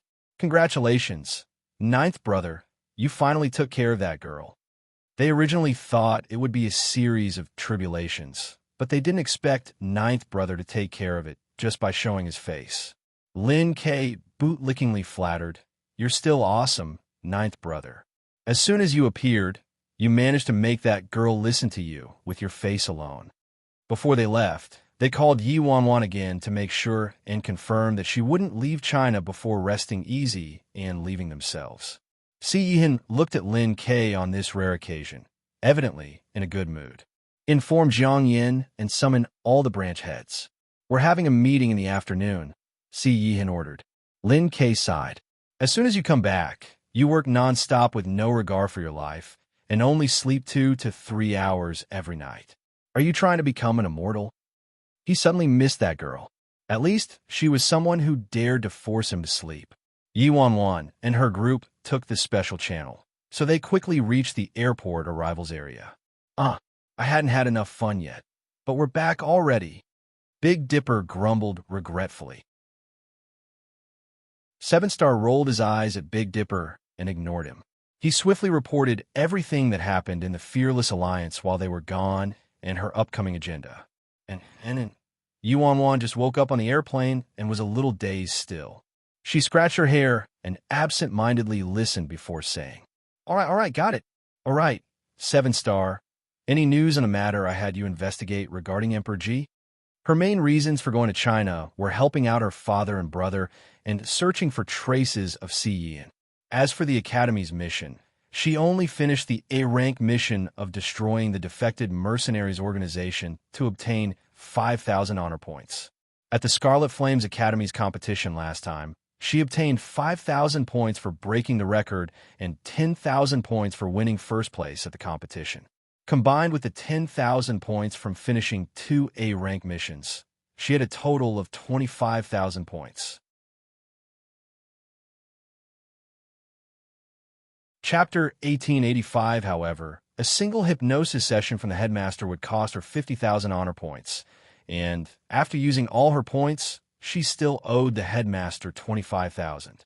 She required a total of 4 hypnosis sessions, so she still cared to acquire 175,000 honor points, an astronomical number. She had to hurry and think of a way to acquire enough honor points. 7-star's face darkened and his brows furrowed. Sis Feng, I don't think you should interact too closely with that, sir.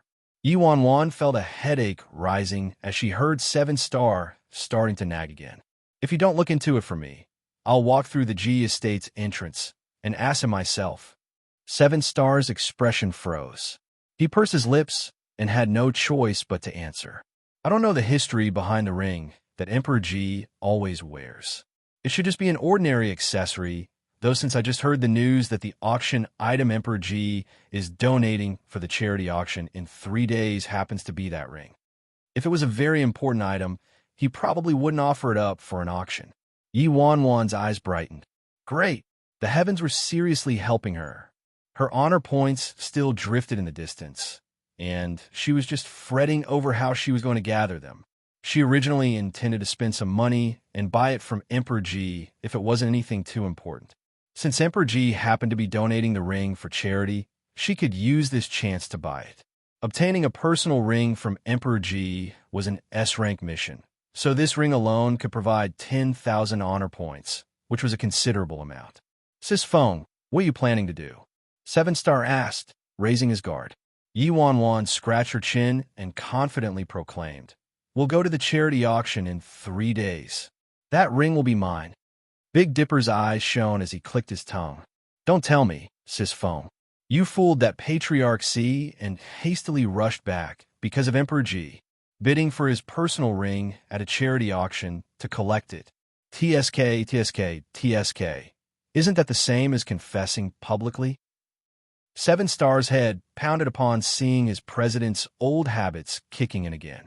He hastily tried to convince her. Sis Feng, there will be many wealthy women and socialites attending that day, and the price for Emperor G's personal ring will definitely skyrocket. The Fearless Alliance's recent expenses have been too great, so I'm afraid we can't afford it. 1885, couldn't carrot you be more tactful? Yi Wanwan raised her eyebrows. I know we can't afford it, but isn't this an auction? 7-star expressed his incomprehension. Big Dipper instantly hooked his arm around 7-star's shoulder. Old 7, are you dumb? If Bro Flat Top, the president of the Fearless Alliance, went to an auction and bidded on something, who would dare to bid with her? Even if she started the bid at $1, no one would try to outbid her. Sis Feng attending an auction is the equivalent of robbing someone openly, 7-star. Yi Wanwan. Although I also thought that, can't you say it more tactfully? Big Dipper was right, though. Who would dare to contend with President Fearless for what she wanted? That would be knowingly seeking trouble for themselves. Yi Wanwan planned to express her shamelessness to the max. In light of regaining her memory, she wouldn't lose anything by being a little shameless. Soon, the group made their way toward the Fearless Alliance. The Fearless Alliance's headquarters. Yi Wanwan sauntered into her office. Great white, little black. As soon as Yi Wanwan entered the office, she saw the white tiger and black panther curled up together, black melting into white harmoniously. When Virus caught sight of her, he instantly got up and climbed on his hind legs, pouncing at her with excitement in his eyes. Chapter 1886. When Virus stood up, His black shadow towered over Yi Wan, and she wrapped her arms around him. Great White also stood up immediately and paced around Yi Wan affectionately, appearing like he missed her a lot too. Yi Wan chuckled happily and madly petted and rubbed her two pets. President, are you here? A familiar voice suddenly came from outside the office door. Before Yi Wan could ponder it, the door was pushed open and a figure shot in. President, the figure was about to dash toward Yi Wan when a furious roar from Virus drained the color out of the newcomer's face. Fu Mingxi. Yi Wan was startled when she saw the man in front of her. Wasn't Fu Mingxi in China? Why was he here? Mingxi, don't act insolently. An elderly man slowly walked into the office and shot Fu Mingxi a look. This elderly man was the second elder of the Fearless Alliance. Fu Mingxi, why are you here? Yi Wan called back Virus and had Fu Mingxi and second elder sit down. I asked grandfather, and he told me you were coming back, President, so I came back a day before you, Fu Mingxi answered. Yi Wan, this punk truly won't go away. Isn't it good to be an international superstar in China? Why does he have to run about everywhere? Second elder, thank you for your help this time. Yi Wan ignored Fu Mingxi and turned to second elder. What are you saying, President? Stars Corporation belongs to the Fearless Alliance, so of course the president can use it however necessary, second elder hastily replied. Before Yi Wan could respond, first elder, third elder, Big Dipper, and seven star entered the office. When third elder saw second elder and Fu Mingxi, his expression shifted. Damn, you're like a piece of dogskin plaster, punk. We can't shake you off no matter where we go. Big Dipper said with a strange expression. Fu Mingxi actually came back earlier than them. He freaking came prepared. Second elder, aren't you too shameless? Third elder looked at second elder with displeasure rolling off of him. How am I shameless? Second elder's expression chilled. You actually made your grandson come. Are you trying to usurp the Fearless Alliance? Third elder jeered. I don't have time for you. Second elder smirked. It was the president who agreed to this matter back then. If the president gets together with Mingxi, then Mingxi has to help the president share her internal and external responsibilities. What's wrong with that? You. Third elder nearly coughed up a mouthful of blood. He really couldn't find any good argument. Actually, President, I have several sons who are decent. Third elder immediately said to Yi Wan with a big grin on his face. President, First elder also wanted to say something. You what? Do you have a son? Third elder glanced at first elder. Do you have a grandson? Second elder also asked him. First elder, enough. Yi Wan exasperatedly waved her hands. What was this? A matchmaking party? My husband has been decided already, so stop the needless worrying, Yi Wan said with a sigh. Grandfather, the president took a fancy to a pretty boy, Fu Mingxi said to second elder. Second elder chuckled and said to his grandson meaningfully, Mingxi, the president isn't married yet, so as they say, contend for the president's hand fairly. Grandfather believes in you. Yi Wan, is this shamelessness hereditary? Chapter 1887. Don't worry, grandfather. Fu Mingxi looked at second elder, his face brimming with confidence. Go on, Mingxi, grandfather believes in you. Second elder nodded at his grandson in satisfaction. Yi Wan, didn't I tell them clearly that I have a lover already? Do they not understand human words? Damn, you're so thick-skinned. Big Dipper gave second elder and Fu Mingxi a big thumbs up. In terms of skin thickness in the Fearless Alliance, the winner had to be this grandfather and grandson duo, right? Yi Wan helplessly left the office, allowing second elder and third elder to keep arguing. She drove herself to the Nie residence. Everyone in the Nie family knew about Yi Wan's identity, and Patriarch Nie evidently gave specific instructions to the servants after the last time she took Tang Dang outside, so she was allowed inside very smoothly. In the living room, Madame Nie looked at Yi Wan with an indulgent and loving smile. Godmother, I brought this back from China for you. Yi Wan took out some presents for her and placed Tong Tong's presents to the side. You're too kind. Madame Nye said happily. All right, where's Tang Tang? Yi Wanwan impatiently wanted to see her darling son, her biological son. Madame Nye answered, we helped Tang Tang enroll in school recently, so he's at school right now. Tong Tong's at school. Yi Wanwan realized that Tang Tang was at the age for attending school. She was truly an irresponsible mom for not even knowing this. Yi Wanwan nodded in response. She originally wanted to directly hand these presents to Tang Tang, but she would have to come again next time. After chatting with Madame Nye for a while, Yi Wanwan planned to leave. She came to the Nye residence to see Tang Tang, and since Tang Tang wasn't home, she wanted to return to Scarlet Flames Academy. Before Yi Wanwan left the Nye residence, she saw nameless Nye wandering around casually. Nameless Nye. Yi Wanwan shouted immediately. Damn, you scared me to death. Nameless Nye was astonished when he saw her. Didn't you go back to China to party? When did you come back? Forget about that. I'm asking you, what's the deal with the Rose of Death? Yi Wanwan wanted nothing more than to take a chunk out of Nameless Nye. This liar told her the Rose of Death didn't exist and conned a copyright fee from her. The Rose of Death? Nameless Nye was bewildered. What happened? What about the Rose of Death? What else could have happened? The Rose of Death clearly existed. So why did you tell me the Rose of Death didn't exist? Was it just to scam some copyright fee out of me? Return the money to me.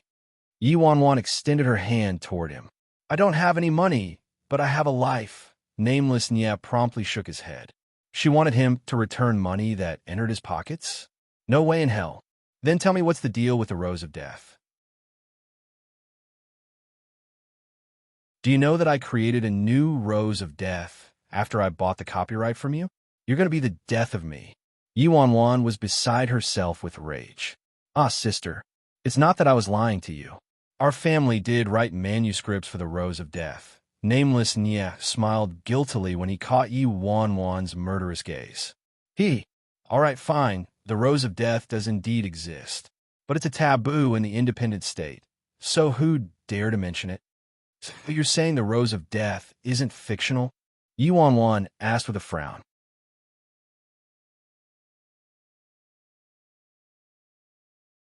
Chapter 1888, I have the antidote. Yeah. Nameless Nye nodded. If my slap lands on your face, you might die. Yi Wanwan raised her hand, wanting nothing more than to kill Nameless Nye with a slap. If her newly created Rose of Death attracted attention from the wrong people, the consequences would be severe. Sister, don't be scared. The Rose of Death, it's history. Forget about your newly founded Rose of Death. Even if you created a new faction and called it the Father of the Independent State, it'd be fine. It's just a name, don't worry, Nameless Nye asserted. Just what kind of demon and malevolent spirit is Nameless Nye? The Father of the Independent State. Why didn't he outright say the grandfather of the Independent State? I'm asking you, what's the situation with the Rose of Death? Tell me everything. Yi Wanwan ordered impatiently. Nameless Nye had no choice but to answer truthfully. In truth, the Rose of Death is an inherited faction passed down every generation, and every leader is a woman called Black Widow. They also another special alias called Eric. Upon seeing Yi Wanwan's fury simmering down gradually, Nameless Nye breathed a sigh of relief and continued. Actually, the Rose of Death was annihilated many years ago and became history. Based on what I know, the Rose of Death was very strong and struck panic and terror into the entire independent state. So how did such a formidable organization get destroyed? And who destroyed them? Yi Wanwan asked inquisitively. Nameless Nye shook his head. How would I know? I am unfamiliar with the Rose of Deet. Oh, right. What does Eric mean? Yi Wanwan recalled the alias that Sebai mentioned. I don't know the details, but it should mean Avenger, Nameless Nye answered. Avenger? Against whom? Yi Wanwan reflexively asked. Nameless Nye shook his head. How would I know that much? How about you ask my mom or dad? The older generation will definitely know more than me. Yi Wanwan naturally couldn't ask Patriarch Nye and Madame Nye. Since Nameless Nye was clueless, she'd leave the matter at that since the Rose of Death didn't have much to do with her. At most, she'd change her new faction's name. All right. Yi Wanwan's eyes shifted, and she took out the ancient and simple ring and handed it to Nameless Nya. Take a look at this. Do you recognize this ring? Nameless Nya accepted the ring and turned it around to examine it. A while later, he looked at Yi Wanwan with a frown. What is it? Yi Wanwan hastily asked. This ring. It's a rare material, and the workmanship is complicated and unusual. It's definitely worth a lot. Nameless Nya stared intently at the ring. Look at this contour, TSK. Look at this material. Is this your ring, sister? I have some channels, so how about we auction it off? I'll take 30 and you take 70, or fine, I'll take 20 and you take 80. As expected, she was an idiot for having hope in Nameless Nya. Give it back. Yi Wanwan snapped. Okay. Nameless Nya honestly returned the ring to Yi Wanwan, hesitation brimming from his face. All right. Nameless Nya slapped his thigh and made a last-ditch effort. Sister, I prepared the antidote for your love goo. Do you really not want it? You're running out of time, so you mustn't joke with your life. How about you exchange this ring for it? If you round it off, it'd be the same as getting the antidote for free. Haha, your math is rather good. Yi Wanwan rolled her eyes at him. I told you I don't need it. I have an antidote with excellent effects.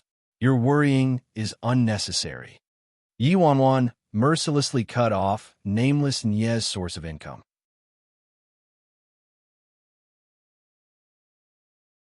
Chapter 1889 Image will collapse after returning from the Nya residence. Yi Wanwan didn't hurry and return to the academy to submit her missions. Instead, she planned to wait until the charity auction finished in 3 days, after she won Emperor Ji's personal ring, before submitting all those completed missions together. The next few days, she took care of all the paperwork for the Fearless Alliance that had piled up during her absence and studied the newly issued mission from Scarlet Flame's Academy to see if there were any quick missions she could accept. In the blink of an eye, the day of the auction arrived. This annual charity auction was one of the largest banquets in the independent state. It was organized by the 4 great clans, the Shun, the Ji, the Nya, and the Ling clans, and all the leaders and renowned people of the independent state were invited. They adhered to the principle, love and charity are borderless, so the invited guests weren't restricted by which side of the law they were on or their sects and factions. Hence, even a notorious organization like the Fearless Alliance was given an invitation by the 4 great clans. However, with the Fearless Alliance's temperament, they naturally wouldn't attend such an uncharacteristic charity auction. Their Fearless Alliance also had the baggage of an idol. On their way there, Big Dipper kept staring at the invitation and grumbling, Sis Foam, do we really have to go to this charity auction? Our Fearless Alliance's image will collapse. When the Fearless Alliance typically wanted to do something good, they directly stuffed the money in that person's hands, and the person had to take it whether they wanted to or not, or else they would receive a round of beatings. Who would attend this kind of monotonous charity banquet? Yi Wanwan rolled her eyes at him. Enough nonsense. Did you figure out when Emperor Ji's ring will be auctioned? Big Dipper pursed his lips. Who needs to dig into this? It'll definitely be the climax, arranged toward the end. Yi Wanwan did some research about the event before coming. The Independent States charity auction was similarly structured to China's charity auctions. Essentially, a prestigious brand name or organization invited celebrities of all circles to attend. The invited celebrities would each donate at least one item that would be auctioned by the attending guests, and the funds obtained from the auction would be donated. There would be all sorts of items ranging from valuable and precious accessories and jewels to personal items of famous people like clothes, fountain pens, or even used handkerchiefs. The prices for these everyday items depended on their owner. For example, Emperor Ji's ring. As the heir of the Ji family, one of the 4 great clans, and the Emperor of Europe's underground with the title Emperor Ji, Ji Xiuran had an immensely high popularity and prestige in the independent state. Hence, as one of the top treasures of the night, the ring would certainly be the focus of many people and be very popular and sought after. However, what they probably couldn't have expected was for a bandit boss to appear tonight. 7 Star looked unhappy the entire journey, and his expression darkened further after he took a call midway through the ride. "What's up with you, old Seven? Why do you look so unhappy? Are you also afraid of humiliating yourself? How about we conceal our faces together?" 7 stars. I kept twitching, and he dismally said, "We can't let the president go. I just got news that Lord Azura will attend tonight, too." Emperor G alone was enough to raise his nerves and set him on edge. But adding Lord Azura into the mix, who knew what havoc his phone would wreak? Big Dipper's eyes shot open. "Fuck me. Lord Azura is also going? That's great. Our fearless alliance won't be at the bottom anymore." Azura coming to this kind of event would definitely be more shocking than the fearless alliance. This way, they wouldn't be as humiliated. Chapter 1890, Even a honeypot trap isn't effective. 7-star lost all desire to respond to Big Dipper's point of emphasis. Yuan propped her head and glanced at them. "What are you two mumbling about?" As they spoke, the car arrived in front of the banquet hall. Yuan straightened her clothes and stepped out of the car. To preserve the last of the Fearless Alliance's face and pride, Yuan didn't wear any formal attire and stayed in her carefree outfit. When 7-star saw Yuan about to enter, he hastily walked forward and blocked Yuan. "Sis Phone, wait, what is it?" Yuan sent 7-star a questioning look. "Sis Phone, we really aren't suited for this kind of setting. I think." Before 7-star could finish, Yuan's gaze shot past him and fixated on a point behind him. "Sis Phone." Yuan's attention seemed to be completely sucked by some force behind 7-star. She extended her hands and directly moved 7-star to the side, a smile curling on her lips. She jubilantly called, "Hey, Lord Azura, long time no see." 7-star froze and turned around robotically. A black car had parked in front of the banquet hall, and Lord Azura was expressionlessly standing there like a block of ice from the Arctic with a normal-looking servant and Jiang Yin next to him. 7-star didn't know whether it was his imagination or not, but he felt like Lord Azura shattered like ice the moment he saw their president, and the air around Lord Azura froze. Even the slow-witted Big Dipper subconsciously shuddered. "Yeah, why do I feel like Lord Azura is a little angry at our president?" But it couldn't be blamed. Any beauty who is constantly pestered by a lecherous character would understandably become angry and outraged. However, Yuan, the culprit, acted like she didn't sense anything and continued to greet him with a grin. "Ah, sir, why don't you look so good? Who provoked you?" Crack after crack appeared on that eternally unchanging icy face, as though he would lose control in the next second. Flames were leaping from his frosty eyes. "You," the man uttered between gritted teeth. He had to use all of his self-control. He had to stabilize his emotions so that he didn't chomp this woman, who appeared in the independent state and showed up in front of him, to death.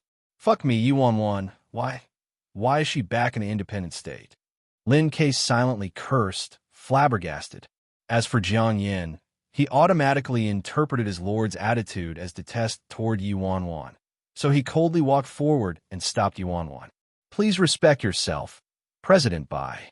Lin K couldn't help it and leaned forward, quietly whispering next to Si Yihin's ears. "Damn. Seriously. A person would rather believe there are ghosts in this world than listening to the words coming out of Yuan's mouth. She spun you around in circles with her beguiling words. She docilely agreed on the phone a second ago, but appeared in front of you a second later. When I was young, my mom told me that the more beautiful a woman, the less credible her words were. It's really true. Tut, tut, tut. He never would have expected ninth brother to make a blunder and miscalculation one day. What happened exactly? Even a honeypot trap isn't effective anymore.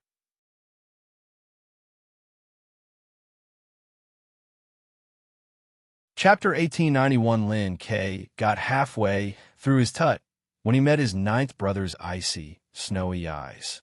He immediately closed his mouth and shut up. The man enveloped by ice took a deep breath and wanted to suppress the storm that wanted to engulf him. But this time, he actually failed. He stared at the girl in front of him, his tone barely concealing his fury. "I heard President Bai went to China. Why are you back so soon?" Jiang Yin was shocked when he saw his lord starting a conversation with Bai Feng out of his own volition. His lord had never acknowledged Bai Feng much. Yi Wanwan appeared to become more elated from Lord Azura's words. Her curved and shimmering eyes caused her naked face to look extremely radiant and alluring. Yi Wanwan mockingly teased, "I originally wanted to stay in China longer, but unfortunately, I turned sick from longing for a person, so I couldn't help but come flying back." She intentionally emphasized the words, "turned sick from longing," and cheerfully stared at his face. Big Dipper, 7-star. I knew it. The president would definitely talk without thinking as soon as she saw Lord Azura. Didn't she see how Lord Azura looks extremely displeased? Why couldn't she rein it in a bit? Next to see Yihan, Lin K grumbled quietly. Turned sick from longing for a person? Who? As the atmosphere grew tenser, a gentle voice appeared from behind them. President Bai.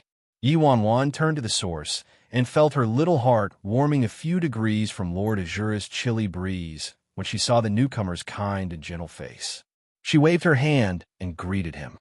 Emperor Ji, what a coincidence. She then added casually, I've missed you from our long days apart. Lin K's eyes shot open, and he blurted, He's that girl's reason for turning sick from longing. Don't tell me the girl really took a fancy to Ji Shiran. Of course, she could also covet both Lord Azura and Ji Shiran. Lin K kept glancing at Lord Azura with trepidation as he grumbled. What a sin. Regardless of this girl's reason for returning to the independent state, the grassland above Ninth Brother's head was so fertile that horses could stampede across it. Ji Shiran imperceptibly glanced at Lord Azura before looking at Yuan Wan and said with a smile, A coincidence indeed. Are you also here to attend the banquet, President Bai? Yuan Wan heard the surprise in Ji Shiran's voice and explained, Yeah, there happens to be something I'm interested in amongst tonight's auction items. Something you're interested in? Ji Shiran asked. Yuan Wan coughed lightly. Hihiya. May I ask what item struck President Bai's fancy? Ji Shiran looked intrigued. Yuan Wan's lips twitched. It wasn't like she could say, I want your closely worn ring, right? It sounded weird no matter how she said it. Ahem, nothing. Yuan Wan couldn't make herself say it. Ahem, Ninth Brother. Lin K wanted to say something, but discovered Lord Azura had disappeared from his side and started entering the banquet hall already, so he hastily followed. Vixen. Jiang Yan also quickly followed. Yuan Wan exasperatedly glanced at Jiang Yan. PFT, can't this guy use a different name? Can't he be more creative? One day, I'll make you change it to Madame Azura.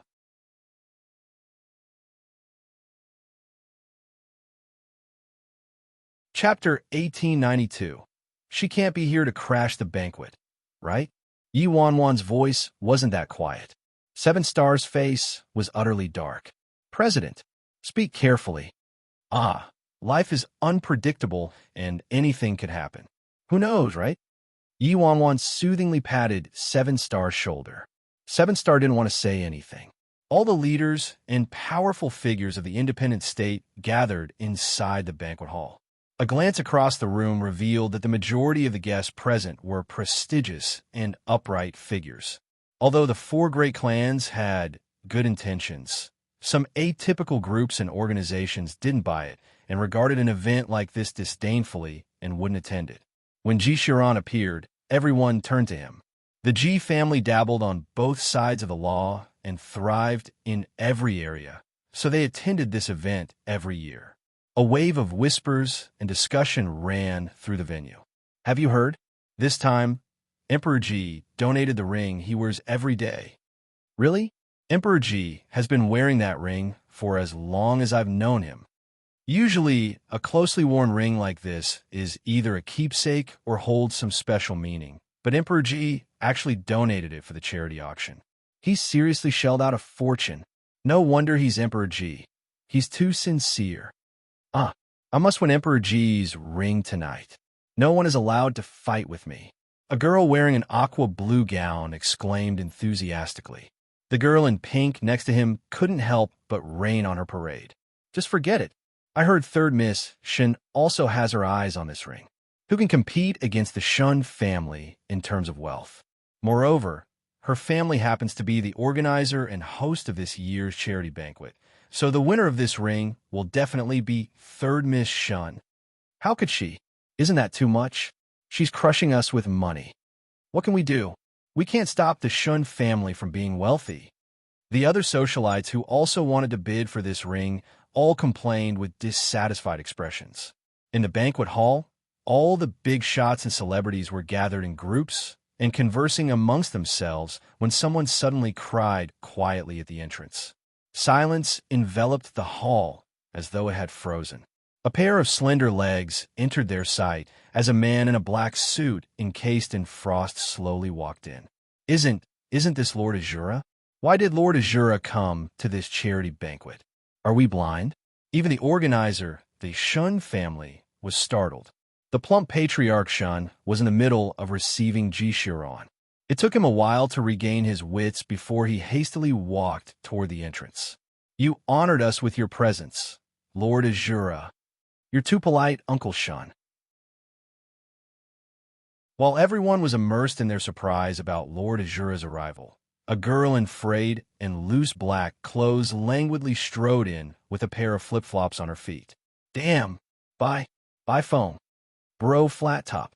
What's going on with this charity banquet? Even Bro Flat Top is here? This is a joke, right? Why is she here? She can't be here to crash the banquet, right? Although Azura had a more vicious and cruel reputation than the Fearless Alliance, Azura was an organized and disciplined savage group. On the other hand, the Fearless Alliance didn't act according to logic or reason and were willing to do anything. There was no question that it was the latter group that induced a bigger headache and that most people were unwilling to provoke.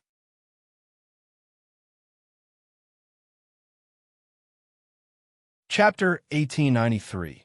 Spectacular Assembly, when Patriarch Shin saw by phone appearing with Big Dipper and Seven Star in tow, his expression also changed. However, he was the patriarch of a great clan, so he quickly calmed down and received them with a smile. President Bai. Before Patriarch Shun could greet her, though, Shun Tian Shun leaped forward like a bullet. Damn goddess, why are you here? The Fearless Alliance is actually attending a charity banquet. Am I finally getting delusional for missing you too much? Watch your mouth. Patriarch Shin quickly interrupted his son with a knock on the head. Ahem, please ignore my unruly son's brash mouth, President Bai. Love and charity are borderless, so the charity banquet welcomes all sects and factions of the independent state. Otherwise, we wouldn't have given your esteemed alliance an invitation. Welcome, welcome, President Bai. Patriarch Shin quickly mediated the situation. You're too polite, Mr. Shun. Helping out charity is a responsibility of every resident of the independent state. Yuan Wan was experienced in handling this kind of situation in China's entertainment industry, and lip service came as natural to her as breathing. Who cared how insincere these words sounded? Patriarch Shun coughed lightly. Ahem, President Bai is right. After a round of chatting, everyone sat in their seats, but the atmosphere felt like timed bombs were planted throughout the hall, and everyone sat on pins and needles. They had no idea what in the world Bro Flat Top came there to do. Damn, she scared me to death. Why did Bro Flat Top come here? Lord Azura has been very busy lately, especially with befriending all the factions, so Lord Azura's appearance can be reluctantly explained. However, Bro Flat Top attending a charity banquet? There must be a great scheme. Heavens, I want to go home. In the midst of everyone's anxiety, Yuan Wan swaggered inside and randomly found a seat. Seconds after she sat down, a shadow was cast over her from the side. Is someone sitting here? Jishiron stood there with a gentle smile. Seven Star was about to respond, yes, when Yuan Wan hastily shook her head. No, sit if you like. Seven Star. Ah, old Seven, why are you so tactless? Big Dipper shoved Seven Star to the side and attentively looked in a certain direction. Esteemed Lord Azura. Here. There's an empty spot here. Please sit. Lord Azura glanced at Big Dipper before turning to the empty seat. Then he peered at Yuan, the occupant next to that seat, and Emperor Ji, who was now sitting beside her. Yuan raised her brows. She felt like a certain person was on the brink of murder from his fury, considering his personality, so he absolutely wouldn't sit down. However, a second later, the man directly walked toward her and really sat down on the chair next to her. Yuan, this chapter is scrapped from Riyadh light novel. Organ So, the seating arrangement was Yuan sitting in the center with Ji Shiran on the right and Lord Azura on the left. This assembly was rather spectacular. Hence, everyone's gazes had traces of shock and fright when they looked at the trio. Almost nobody dared to sit close to those three. Only Shun Tianshun eagerly sat down across from Yuan. Goddess, why didn't you tell me ahead of time that you were going to come, so that I could send someone to pick you up? All right, Goddess, what did you donate tonight? Every attending guest was required to donate something, but Yuan didn't make any preparations beforehand since it was a last-minute decision. So she had 7-star randomly buy a bracelet for donation. A bracelet? Yuan replied offhandedly. Shen Tianxin's eyes shone. A bracelet? A closely worn bracelet? I will definitely win the bid, even if I have to become broke.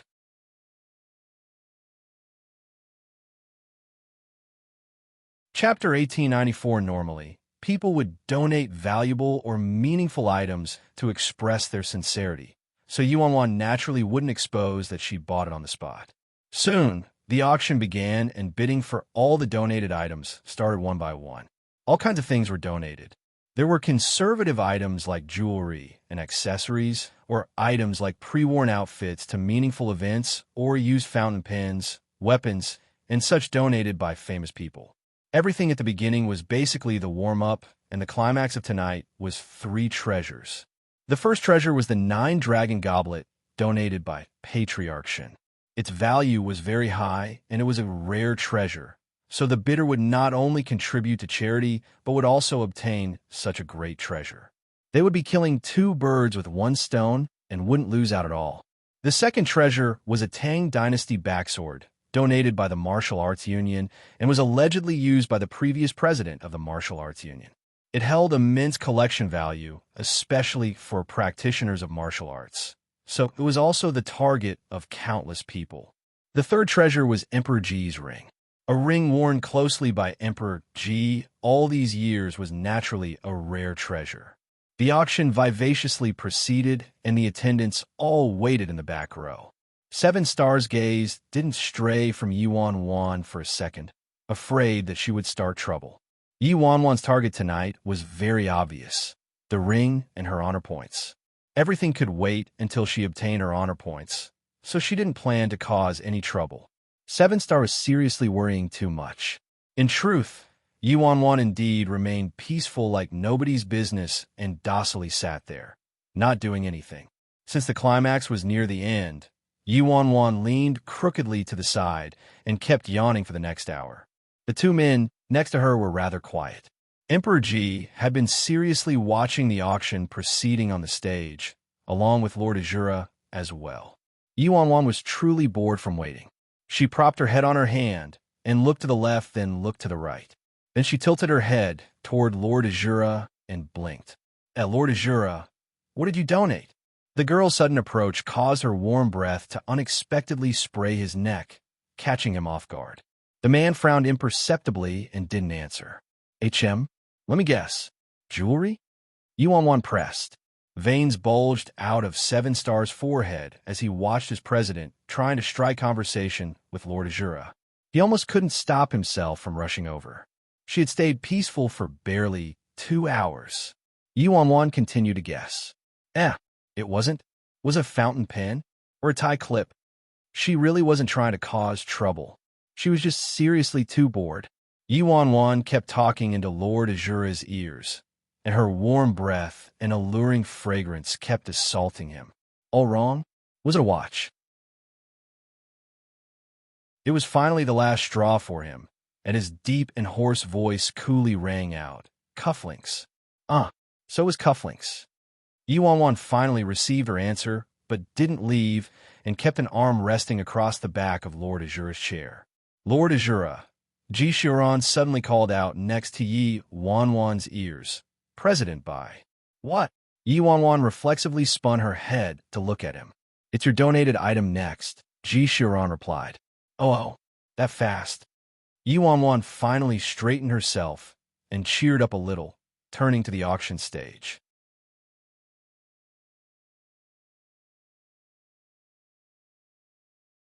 Chapter 1895. After Yi Wanwan straightened herself, Lord Azura's gaze looked past her and landed on the man to her right. As though detecting his gaze, Ji Xiaoran nodded minutely and smiled faintly. That instant, Yi Wanwan inexplicably jolted and felt her back becoming rigid. Why did it feel cold all of a sudden? On the auction stage, the auctioneer announced the donor of the next item was even the greatly experienced auctioneer felt stuck and took half a day to finish speaking. The president of the Fearless Alliance. By phone, President buys auction item is a crystal bracelet. Silence enveloped the venue. Bro Flat Top came running to contribute to charity and donated something. This scene was seriously too mystical. Yi Wanwan had 7-star casually purchased this bracelet at a shopping center, so the crystal wasn't too great quality and only cost $10,000, an average item at most. There wasn't any base price for the donated items at this charity auction, and everyone could bid however they wanted.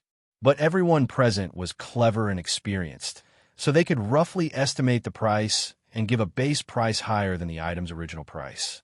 Everyone can start bidding. The auctioneer continued nervously. Another silence enveloped the venue, and no one raised their placard to put up a bid. Shen Tianxun looked to the left and right. He was planning to wait until the bid proceeded further to avoid winning in one go. However, no one was competing against him. How could he showcase his advantage of being wealthy now? This was the first poor turnout at this auction, and even the auctioneer felt a bit awkward and struggled to reach for words while sweating profusely. He tried to brag about the quality of the bracelet, but anyone with an eye could see it was a typical store-bought item and was worth several 10,000s at most. Shen Tianxun was upset at first, but became excited quickly. Since no one was starting a bid, wouldn't he be saving the day if he was the first to bid? He was about to speak when a warm and gentle voice rang out in the hall. 1 million. Shen Tianxun was shocked. He didn't expect someone to snatch his chance. Who was it? He turned to the owner of the placard. Number 13, Ji Xiaoran. What's going on? Yi Wanwan was collectedly sitting in her seat waiting for Ji Xiaoran's ring to be auctioned without any care for her own auction item. She didn't expect Ji Xiaoran to actually start bidding and was shocked when he directly rose the price tenfold. Hey, Ji Xiaoran, what are you doing? Yi Wanwan turned to Ji Xiaoran. Bidding. What about it? Ji Xiaoran gently asked. Yi Wanwan scratched her head. Ahem. You're trying to make me look good, right? Is there a problem with that? Ji Xiaoran chuckled and admitted it frankly. Yi Wanwan was startled. Ahem. Thank you, but, Ji Xiaoran interrupted. Xiao Feng, no need to fang me with our relationship. Yi Wanwan choked. What I mean is that I just randomly bought this thing at the shopping center, and it only cost me 88,000 after a discount. Less than 100,000, so you don't need to spend this money. Moreover, when does my Fearless Alliance ever need to worry about appearances and face? Being shameless is our style and specialty. After saying that, Yi Wanwan felt something was amiss. Her tone sounded like her heart ached about Ji Xiaoran spending money. Ji Xiaoran seemed to cheer up from her words and looked at her happily, indulgence and pampering affection flowing from his eyes. All right, as you wish.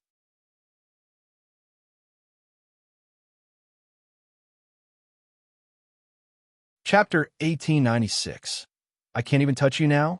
Yi Wanwan was almost blinded by Ji Xiaoran's smile, but breathed a sigh of relief at successfully persuading him. However, just as she relaxed, a cold voice rang out next to her. 10 million. Damn, what is happening? 10 million? And number 9, Lord Azura, bids 10 million. The auctioneer stared in the direction of the placard, flabbergasted, and another commotion ran through the venue. Damn, That lousy bracelet is worth several 10,000 at most, right? Emperor G is giving enough face by bidding 1 million. What's going on with Lord Azura? 10 million? Did I hear it wrong? Don't tell me this bracelet is actually some kind of treasure. It's possible. Otherwise, why would two powerful figures like Lord Azura and Emperor G fight over it? Shun Tianshun looked at Lord Azura, then Emperor G, dumbfounded. What in the world was happening? Yi Wanwan froze for 3 seconds before glaring at the man next to her. Damn, 10 million. Was this man insane? Was money that easy to earn? How could he be so wasteful? If Yi Wanwan had unintentionally spoken easily misunderstood words to Ji Xiuran earlier, Yi Wanwan earnestly felt her heart aching this time. Shit. Lin Ke exasperatedly covered his face in the rear seats. My dear brother, you're going to lose your disguise if you continue like this. Do you understand? As expected, as soon as ninth brother collides into Ji Xiuran, he can lose control any second. In the midst of Yi Wanwan's stare down of Lord Azura, she heard the occupant to her right speaking again. 20 million, Ji Xiuran called. Yi Wanwan was stunned. Hey, what's going on? Didn't you promise you wouldn't bid anymore? Yi Wanwan hastily asked Ji Xiuran. The smile in Ji Xiuran's eyes ebbed a few degrees, and he calmly said, Ignore us, Xiaofeng. This is business between Lord Azura and me. Huh? Yi Wanwan was dumbfounded. How did it become their business? What business could they have? What followed after was a whirlwind of price jacking that dazed the audience. 100 million, a voice suddenly shouted, shocking the entire venue. It was Shun Tianshun, who finally regained his wits. Yi Wanwan, 100 million? Yi Wanwan's heart was on the verge of bleeding. Money. All of this is money. If you're that wealthy, can't you give it to me directly? I can use it to buy honor points. This lousy bracelet was really cheap. When Yi Wanwan saw Lord Azura about to raise his placard still, she pounced at him, pressing down his hand. Stop! Her fragrance assaulted him, and he stared at her warm little hand, his stormy darkness slowly receding. It seemed like he had woken up from a dream and realized what he just did. Lin Ke, who witnessed the entire process of his ninth brother spiraling out of control, had a look of despair on his face. Si Yihin pinched his brows with his fingers, gradually recovering his Lord Azura style of aloofness and coldness. He rigidly pulled out his pressed hand. Yi Wanwan's lip twitched, and her face swished to black. I can't even touch you now. You won't let me touch you, huh? Thankfully, Emperor Ji also stopped raising the price. And so, in the end, this lousy bracelet, which cost less than 100,000 after the discount, was sold for the astronomical price of 100 million to Tycoon Shun. Everyone's eyes nearly popped out of their sockets when they witnessed this lousy thing sold for 100 million. That you're tuning into the Romance Rendezvous YouTube channel. We're so grateful for your support, and don't forget to subscribe to join us on this incredible journey through captivating stories. Your generosity through donations truly makes a world of difference, as it's the primary source of revenue that allows me to expand and enhance this channel for you. Thank you from the bottom of my heart for being a part of this adventure.